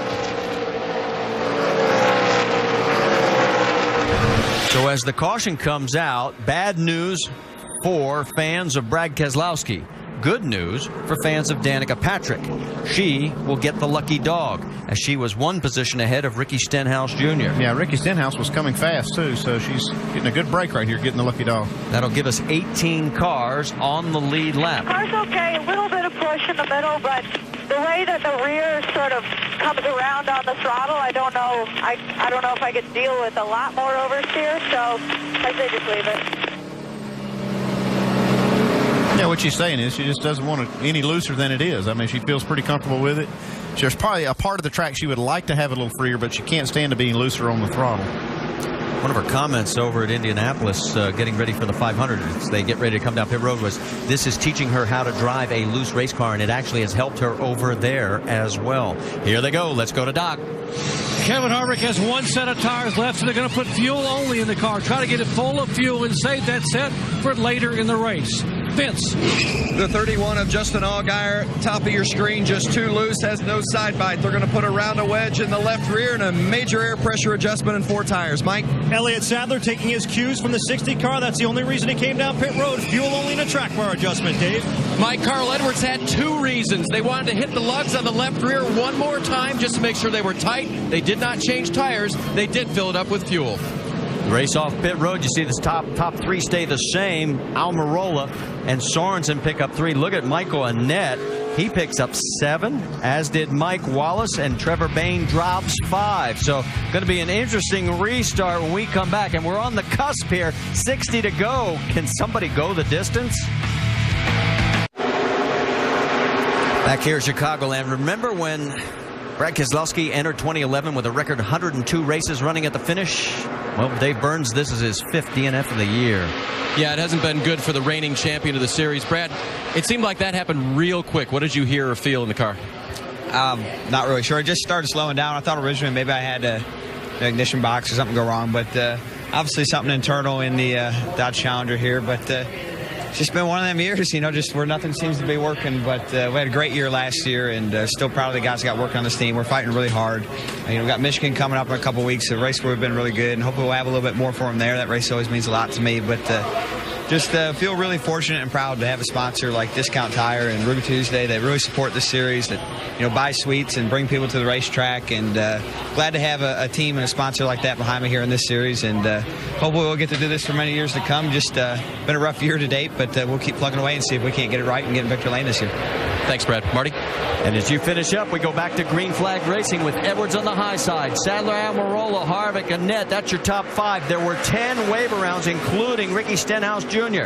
He's back on the lead lap. See what he can do. Sadler looks for the lead. He's got the inside line as they go down the backstretch. Yeah, these drivers that just took fuel. Now, this is a really difficult situation. You get these cars full of fuel on tires they've been running on and really create a loose situation. We've heard a lot of them be loose already. Go on board with Kevin Harvick. So Kevin Harvick pushes Sadler down in the corner, but here comes Edwards back on the high side. Well, all night, Elliott's car has preferred that higher line, so he slides back into 2nd place. Harvick into 3rd. There's Reed Sorensen, and that's the highest we've seen Sorensen all night as he's side by side with Almirola. There's Brian Scott in the 11 right behind him. Brian Scott doing a really nice job, as Andy pointed out again. He had a good solid run last week at Charlotte, coming back with a good run here tonight. Doing a really good job driving this race car. Right behind that group, you saw the 16 of Trevor Bayne and Justin Allgaier. And there you see all 5 of them. Now, Trevor Bayne did take tires on that last pit stop. A lot of these leaders just taking fuel. And Bayne up to the 7th position. So since the restart, he's picked up 3 spots. Getting to be a bit of a logjam. There's Ricky Stenhouse side by side with Danica Patrick. Stenhouse trying to recover from that disastrous pit stop. They're duking it out for 14th on the racetrack. Mike Wallace right in front of him there. He's got an 8-race sponsorship deal with that new movie coming out, Cowboys and Aliens. That should be something. And Stenhouse got himself back on the lead lap. He'll need a caution here in about 20, 25 laps or so to really make this work, where he can get tires and maximize all of this strategy that they put to good use here. Boy, did you see that? Danica goes all the way to the apron to keep the momentum to get around the 01 of Wallace, and she does it.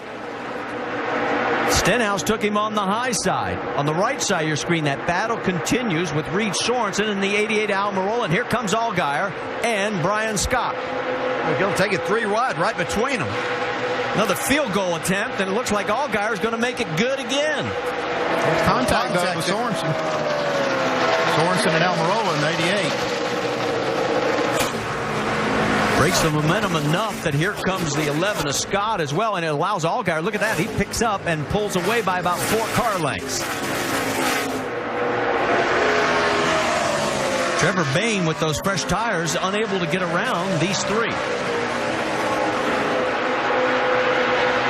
See Brian Scott there trying to be patient. They tore up a lot of cars in about a 3-week period. He doesn't want to do that again, but he wants to go on. He is tucked right up underneath the 88 Almirola. Reed Sorensen's going to get freight trained here. 2 cars around. Here comes Leffler around.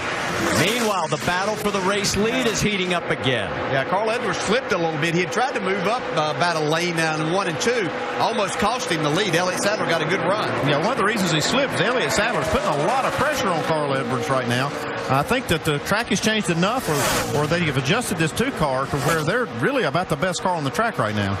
These two of the 11 leaders. That ties the track record. We're 1 lead change away from tying the track record here at Chicagoland. They have it when they come back around. It could be official if it holds at the stripe. Carl's going to try and deny it, though. Here they come. Side by side. They have to wait another lap. 3/4 of the race is done, and it's still Carl Edwards shown by 9 1/1000th of a second ahead of Elliott Sadler. We got a great race tonight, folks. Glad you're with us. Here goes Elliott again. This time he's clearing. Nice job, Dale.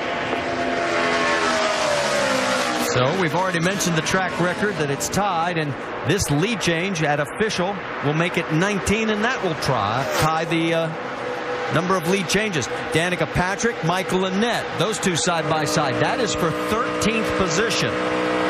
Just ahead of those 2 is Ricky Stenhouse Jr. as he is fighting his way back. But you're right, he's going to need that caution. Biggest question I have is there anybody out there, if we stay green, can they go the distance? 60 laps was just at the edge on the high end.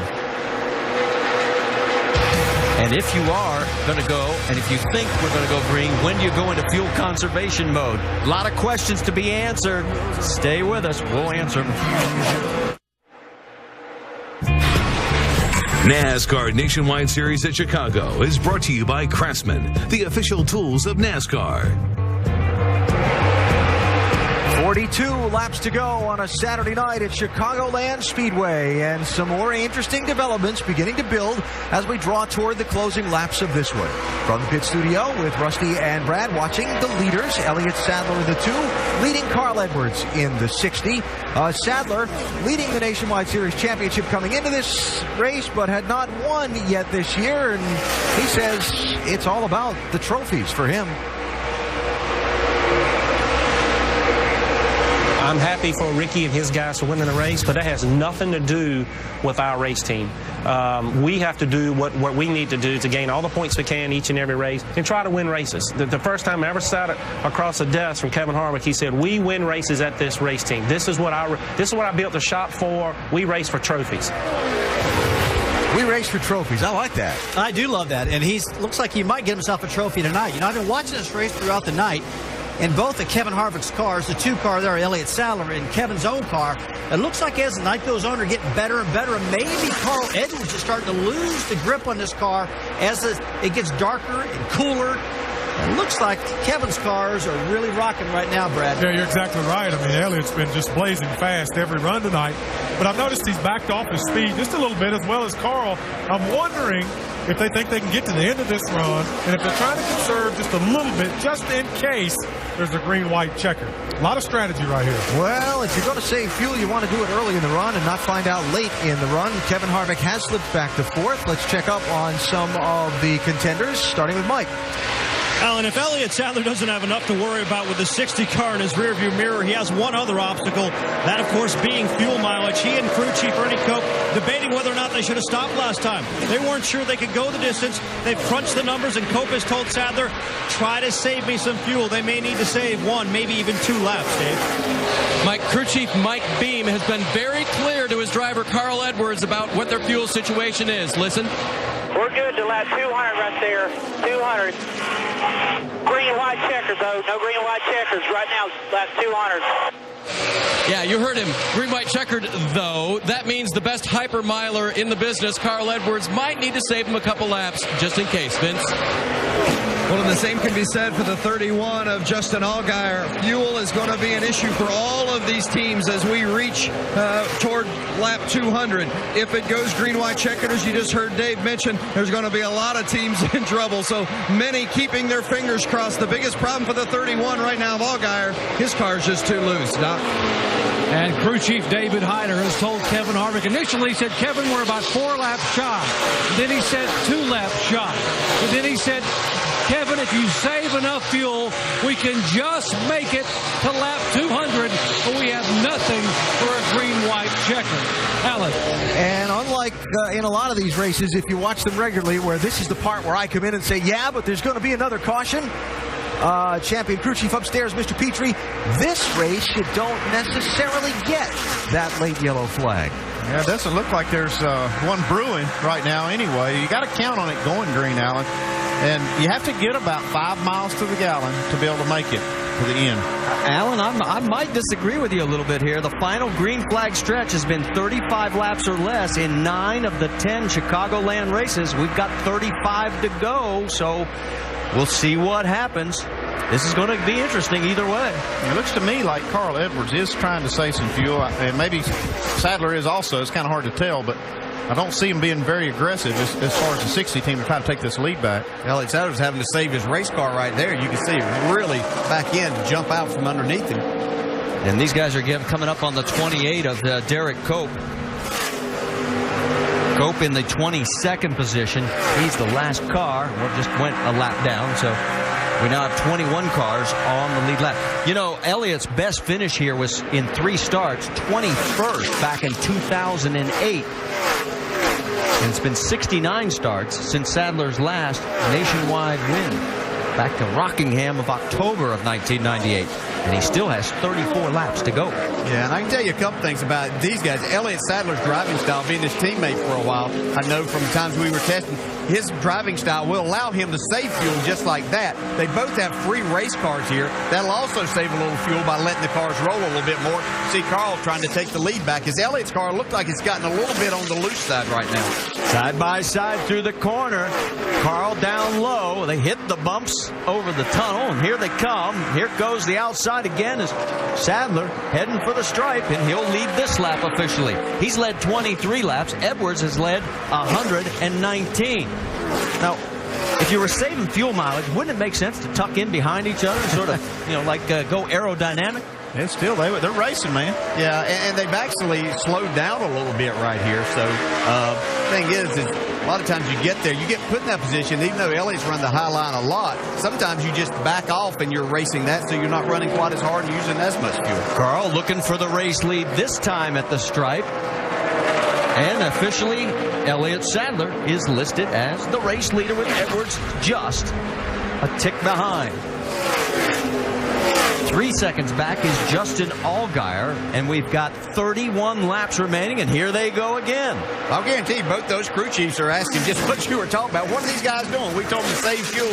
Here they are racing each other hard. Well, but you mentioned their lap times. They're running 32.4, 32.3. Fastest race lap was turned in by Ricky Stenhouse, 30.76. Well, it's kind of a double-edged sword. You'd rather be saving fuel and see your driver out front and able to back off the gas early, save some gas, but you also want to see him out, in the lead. So he's got to try to get this, and it's really they're going to push each other maybe to the point of running themselves out of fuel. Got some lap traffic here. That's Eric McClure. He's the last car on the lead lap in 21st position. He ducks down low, gives space, and here goes. Oh, and Carl wiggles. Boy, did he get loose there. The other thing that Ernie Cope and Elliott Sadler here in the 2 car are going to have to decide, they are racing for a championship. Yeah, they want to win. but they also know that their two closest competitors aren't having the best of nights. They don't want to give all of these points back. Right now, the way it sits, they would be 14 or 15 points ahead. Carl be going for the win. Carl is not letting up. Carl doesn't have to worry about points. He knows that. I mean, he's going for the trophy. We are down to 29 laps to go. Fuel is an issue for everyone on the racetrack. And these two are going after each other lap after lap. Allgaier's 2.7 seconds back. Harvick's in fourth, 3 seconds back. Side by side again into the corner.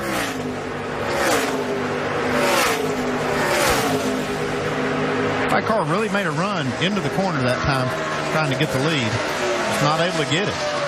Tucks back in behind him, and then takes another look to the inside, and he dives for the bottom of the track. This is a great battle. This is amazing. They keep going after it. And again, it's Sadler leading at the stripe.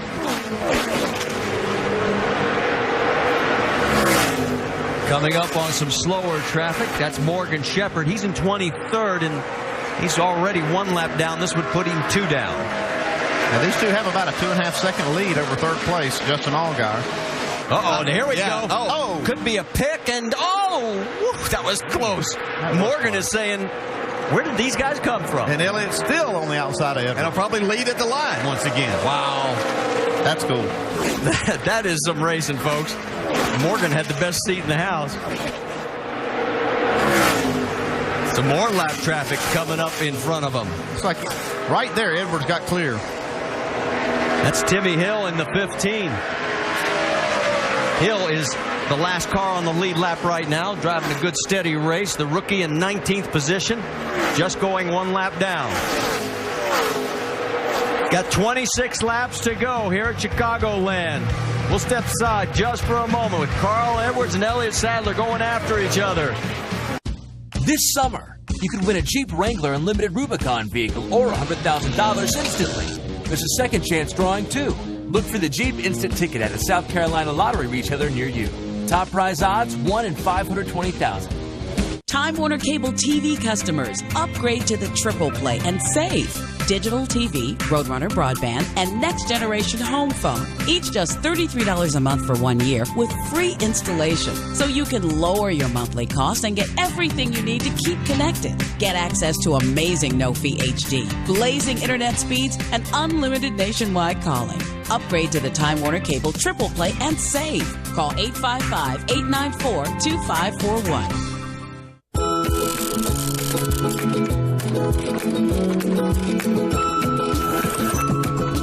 Follow the fun with new instant ticket games from the South Carolina Education Lottery. Now available at your local lottery retailer.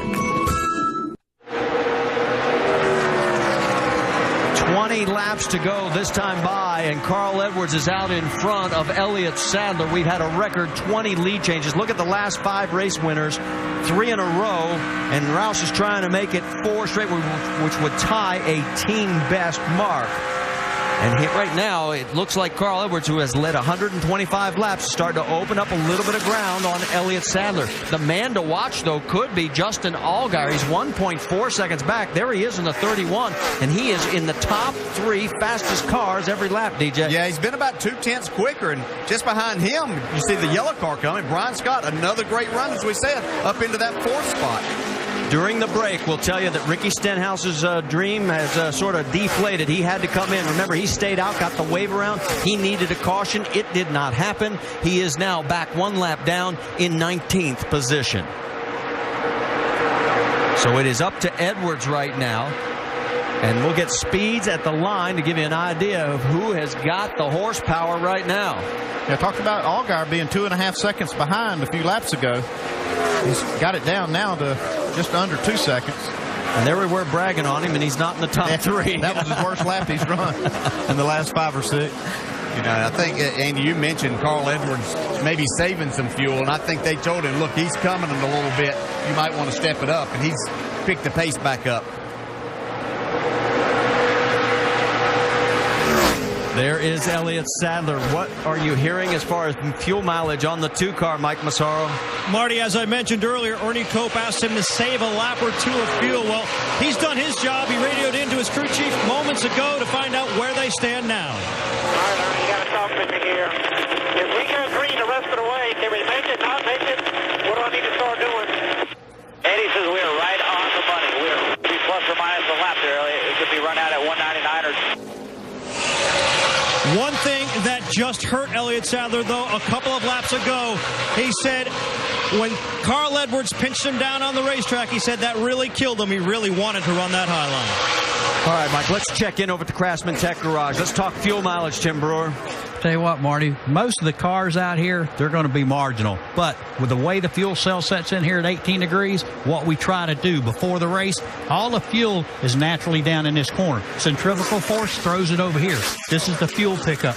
What a lot of the guys do, we put a baffle in here. And you see the guys sling the fuel around and get it over in this area. It's a lot easier to keep this pickup submerged over in this area than get this fuel up over here. And that's one of the tricks that might get you to the finish line and save this day to win a race. Going to be several cars breathing fumes by the end of this one as this is winding down.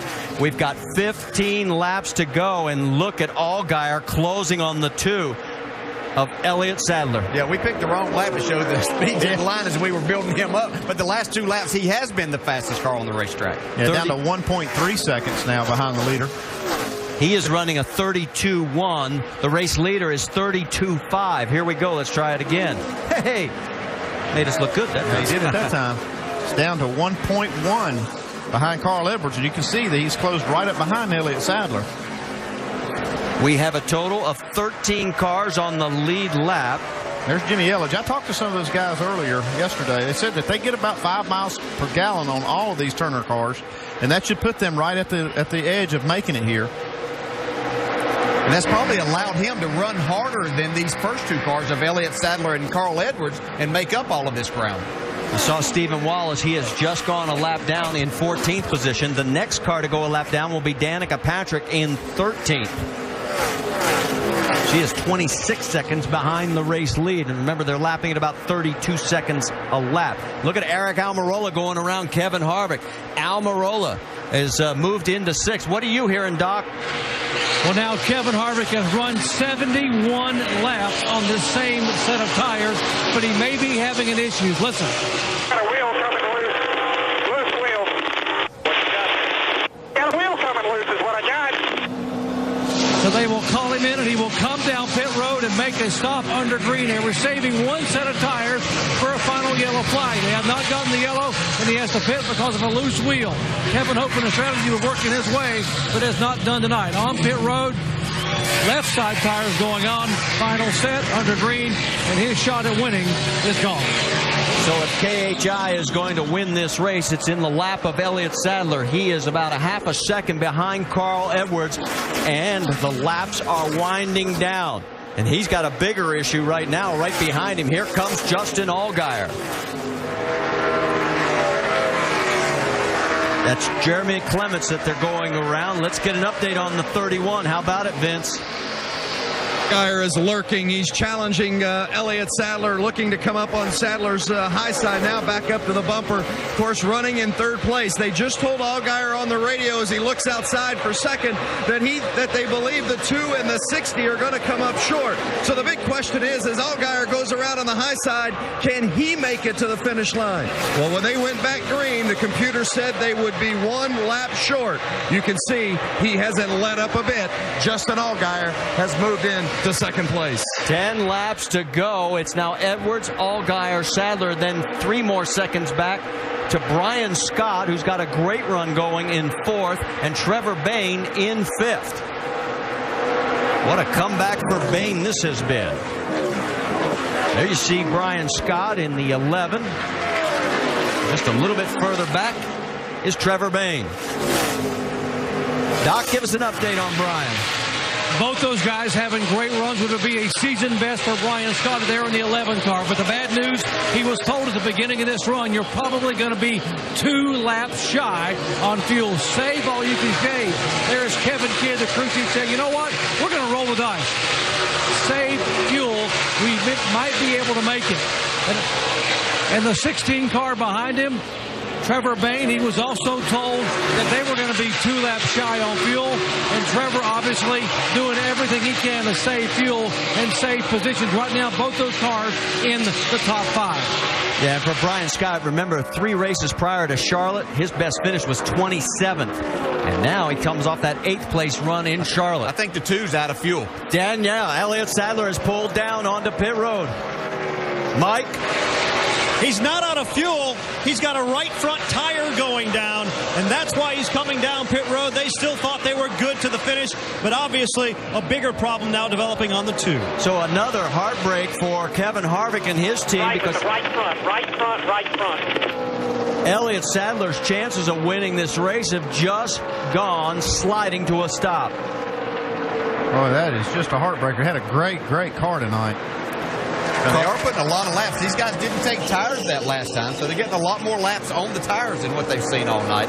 And based on that move alone, we could see another change in the points lead. Let's focus on the race finish right now, because Carl Edwards has got a 1-second lead over Justin Allgaier. Scott and Bayne are now 3rd and 4th, and they are closing. But the time may not be on their side to get up to that 31. The question is, who can go the distance? Carl Edwards has 5 more laps to go this time by. Justin Allgaier was about a 1/2 tenth quicker that time. Carl Edwards has stepped it back up. He seems to be able to do that when he wants to, but how much fuel is he using? Well, that's the thing. I believe that he's had so much of a lead, has been able to save a lot of fuel during this run, and nobody been able to put enough pressure on. Right now, he does see that red car in his mirror, and he has to run harder. And that's the only hope that Allgaier has, is maybe he can run him out of fuel. Let's see who's fastest this time at the line. 4 laps remaining. Justin Allgaier quicker than Edwards. You can see how far back it is to 3rd place. It's a full 6 seconds now. This is a 2-car race unless both of them run out of fuel. Edwards trying to tie Roush Fenway team history with a 4th straight win. Such a tough position as the leader of the race, because you want to save fuel. You know you're close on that, but you also see this car coming, try to take the lead from you. We started at the beginning of the broadcast talking about Justin Allgaier being one of those guys that needed a big run. He came into this race 22 points behind the lead, and here he is running in 2nd place. Next time by, there will be 2 laps remaining, and here he comes. He's closing again. I don't know if there's going to be enough laps, though, DJ. Yeah, he was 1,500s quicker that last time. You can see he continues to close, but just 2 to go. A total on this 1.5-mile track, 3 miles of racing to go, with Edwards now down to a 4/10 of a second lead. Allgaier did take tires on that last caution flag stop they made, and that's one of the reasons he's faster now. Brian Scott's good run could be in trouble here. He pulls down on the apron. He's shaking the car. He's out of fuel. They said he was about 2 laps short. Trevor Bayne moves up to 3rd. 4 back. If you run your line, I don't think he's got nothing for you here. 3.5 back. He flows there. You heard it all. 1 lap to go, and Allgaier's giving it everything he's got. He's closing, coming out of 2. Can he get him going down the backstretch? Is there enough time? Oh, yeah, Carl Edwards out of fuel. Carl's out of fuel. Edwards is out of fuel. Justin Allgaier. We could have our 2nd Nationwide Series regular winning this year. Carl down on the apron. Looks like Allgaier's out of fuel. Who's going to coast to the finish line? 3rd place is Trevor Bayne. Here they come. It's going to be a drag race to the finish. Could Trevor Bayne do it? Did he get his first win? The checkered flag for Allgaier. He gets it over Edwards. Bayne comes home in 3rd. Unbelievable finish. Wow. I thought for a second that Bayne might be able to close the gap, but maybe he too was running out of fuel. So a great 3rd place finish for Trevor Bayne. It is. What a run for him. unbelievable job. I think this is Jimmy Elledge's first Nationwide Series win as a crew chief. It's Justin's second win in his 88th start. Remember, his last was back at Bristol, March last year. And we mentioned that second Nationwide Series regular to win this year. Vince, you got a happy group down there. With Jimmy Elledge, the crew chief for Justin Allgaier, how big of a gamble was it? Did you think really you were going to make it to the end, Jimmy? Yeah, I thought we were, honestly. You know, our Hendrick motors get great fuel mileage, and man, I don't know. I figure one of these things is going to work out our way. But I mean, that's awesome. Brandt's headquarters is nearby here. We got 200 Brandt employees here. That's great. I know you were chasing the car all day because it was so loose and you were looking for grip. Where did it finally turn for you to give you the car you needed to win? Well, the last pit stop, I knew we needed to do something to get the car tightened up. You know, we were just, once it got nighttime, we got too loose. And, you know, we made the decision to put 4 tires on it so we could get it full of fuel and make a big swing at it, tighten it up. And the car really took off after that, so it's all good. Really happy. All smiles down here in this pit, Marty. Trevor Bayne is, or I should say Justin Allgaier is making his way down towards victory lane. I don't know how much fuel he's got left. A couple of cars have just coasted onto pit road. We'll be back to talk to the winner. What a night we've had in Chicago.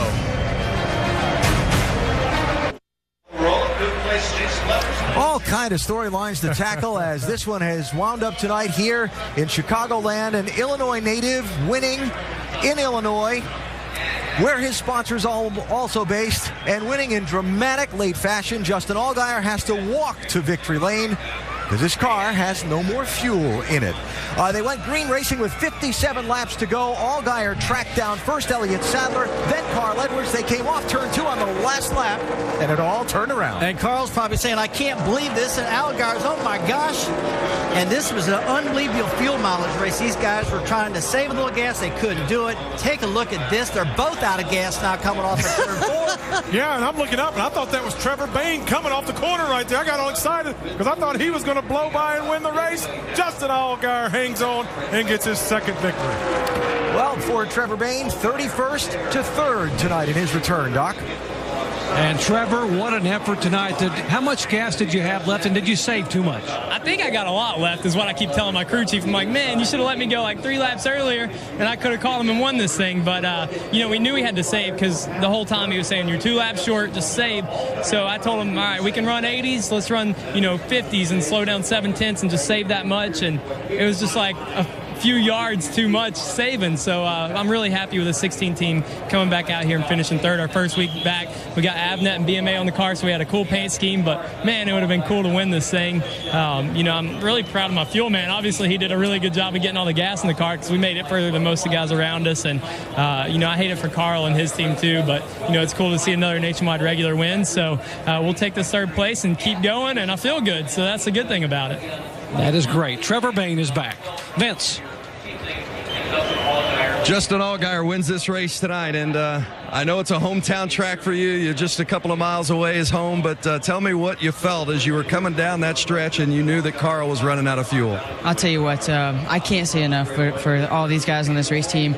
Jimmy Elledge has made great pit calls all year, and I wasn't sure if we were going to make it or not, and I saw Carl run out, and I ducked to the left, and as soon as I ducked to the left, we ran out.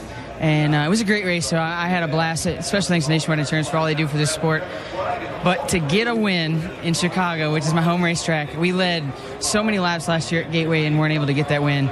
To have Rick Brandt and everybody at Brandt Professional Agriculture here, to have STP on the car and the STP 300, I don't think it gets much better than this. I just can't thank all the guys at Turner Motorsports enough.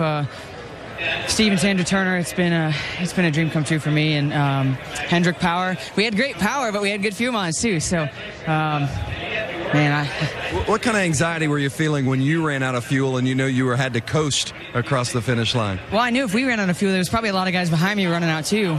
I just didn't know, you know, it's hard to tell who's coming and who's not. And I saw a white car coming, and it was a lap car, and I thought that we were going to get beat right there at the end, but. You know, God was with us today. I can't say enough. I can't say enough about how blessed we are to be in this situation. And if we were going to get a win somewhere this year, this would have been the place that I would have said that I had circled and wanted to get a win at. So it's a pretty awesome day. He got it indeed, and he's going to walk to victory lane, Alan. A bizarre twist of plot late in this one here at Chicagoland Speedway, and Justin Allgaier is celebrating the win tonight, his first of this season, his second career Nationwide Series win. Upcoming races for the NASCAR Nationwide Series include up to Michigan after a weekend off next weekend, the road course at Road America, Daytona, and more. Join us at those upcoming races as we've had some terrific NASCAR Nationwide Series action thus far in 2011. Coming up on Sports Center, a report from Marty Smith on the Kyle Busch-Richard Childress confrontation out in Kansas earlier today. That is next. This has been a presentation of ESPN, the worldwide leader in sports. Time for Sports Center right now.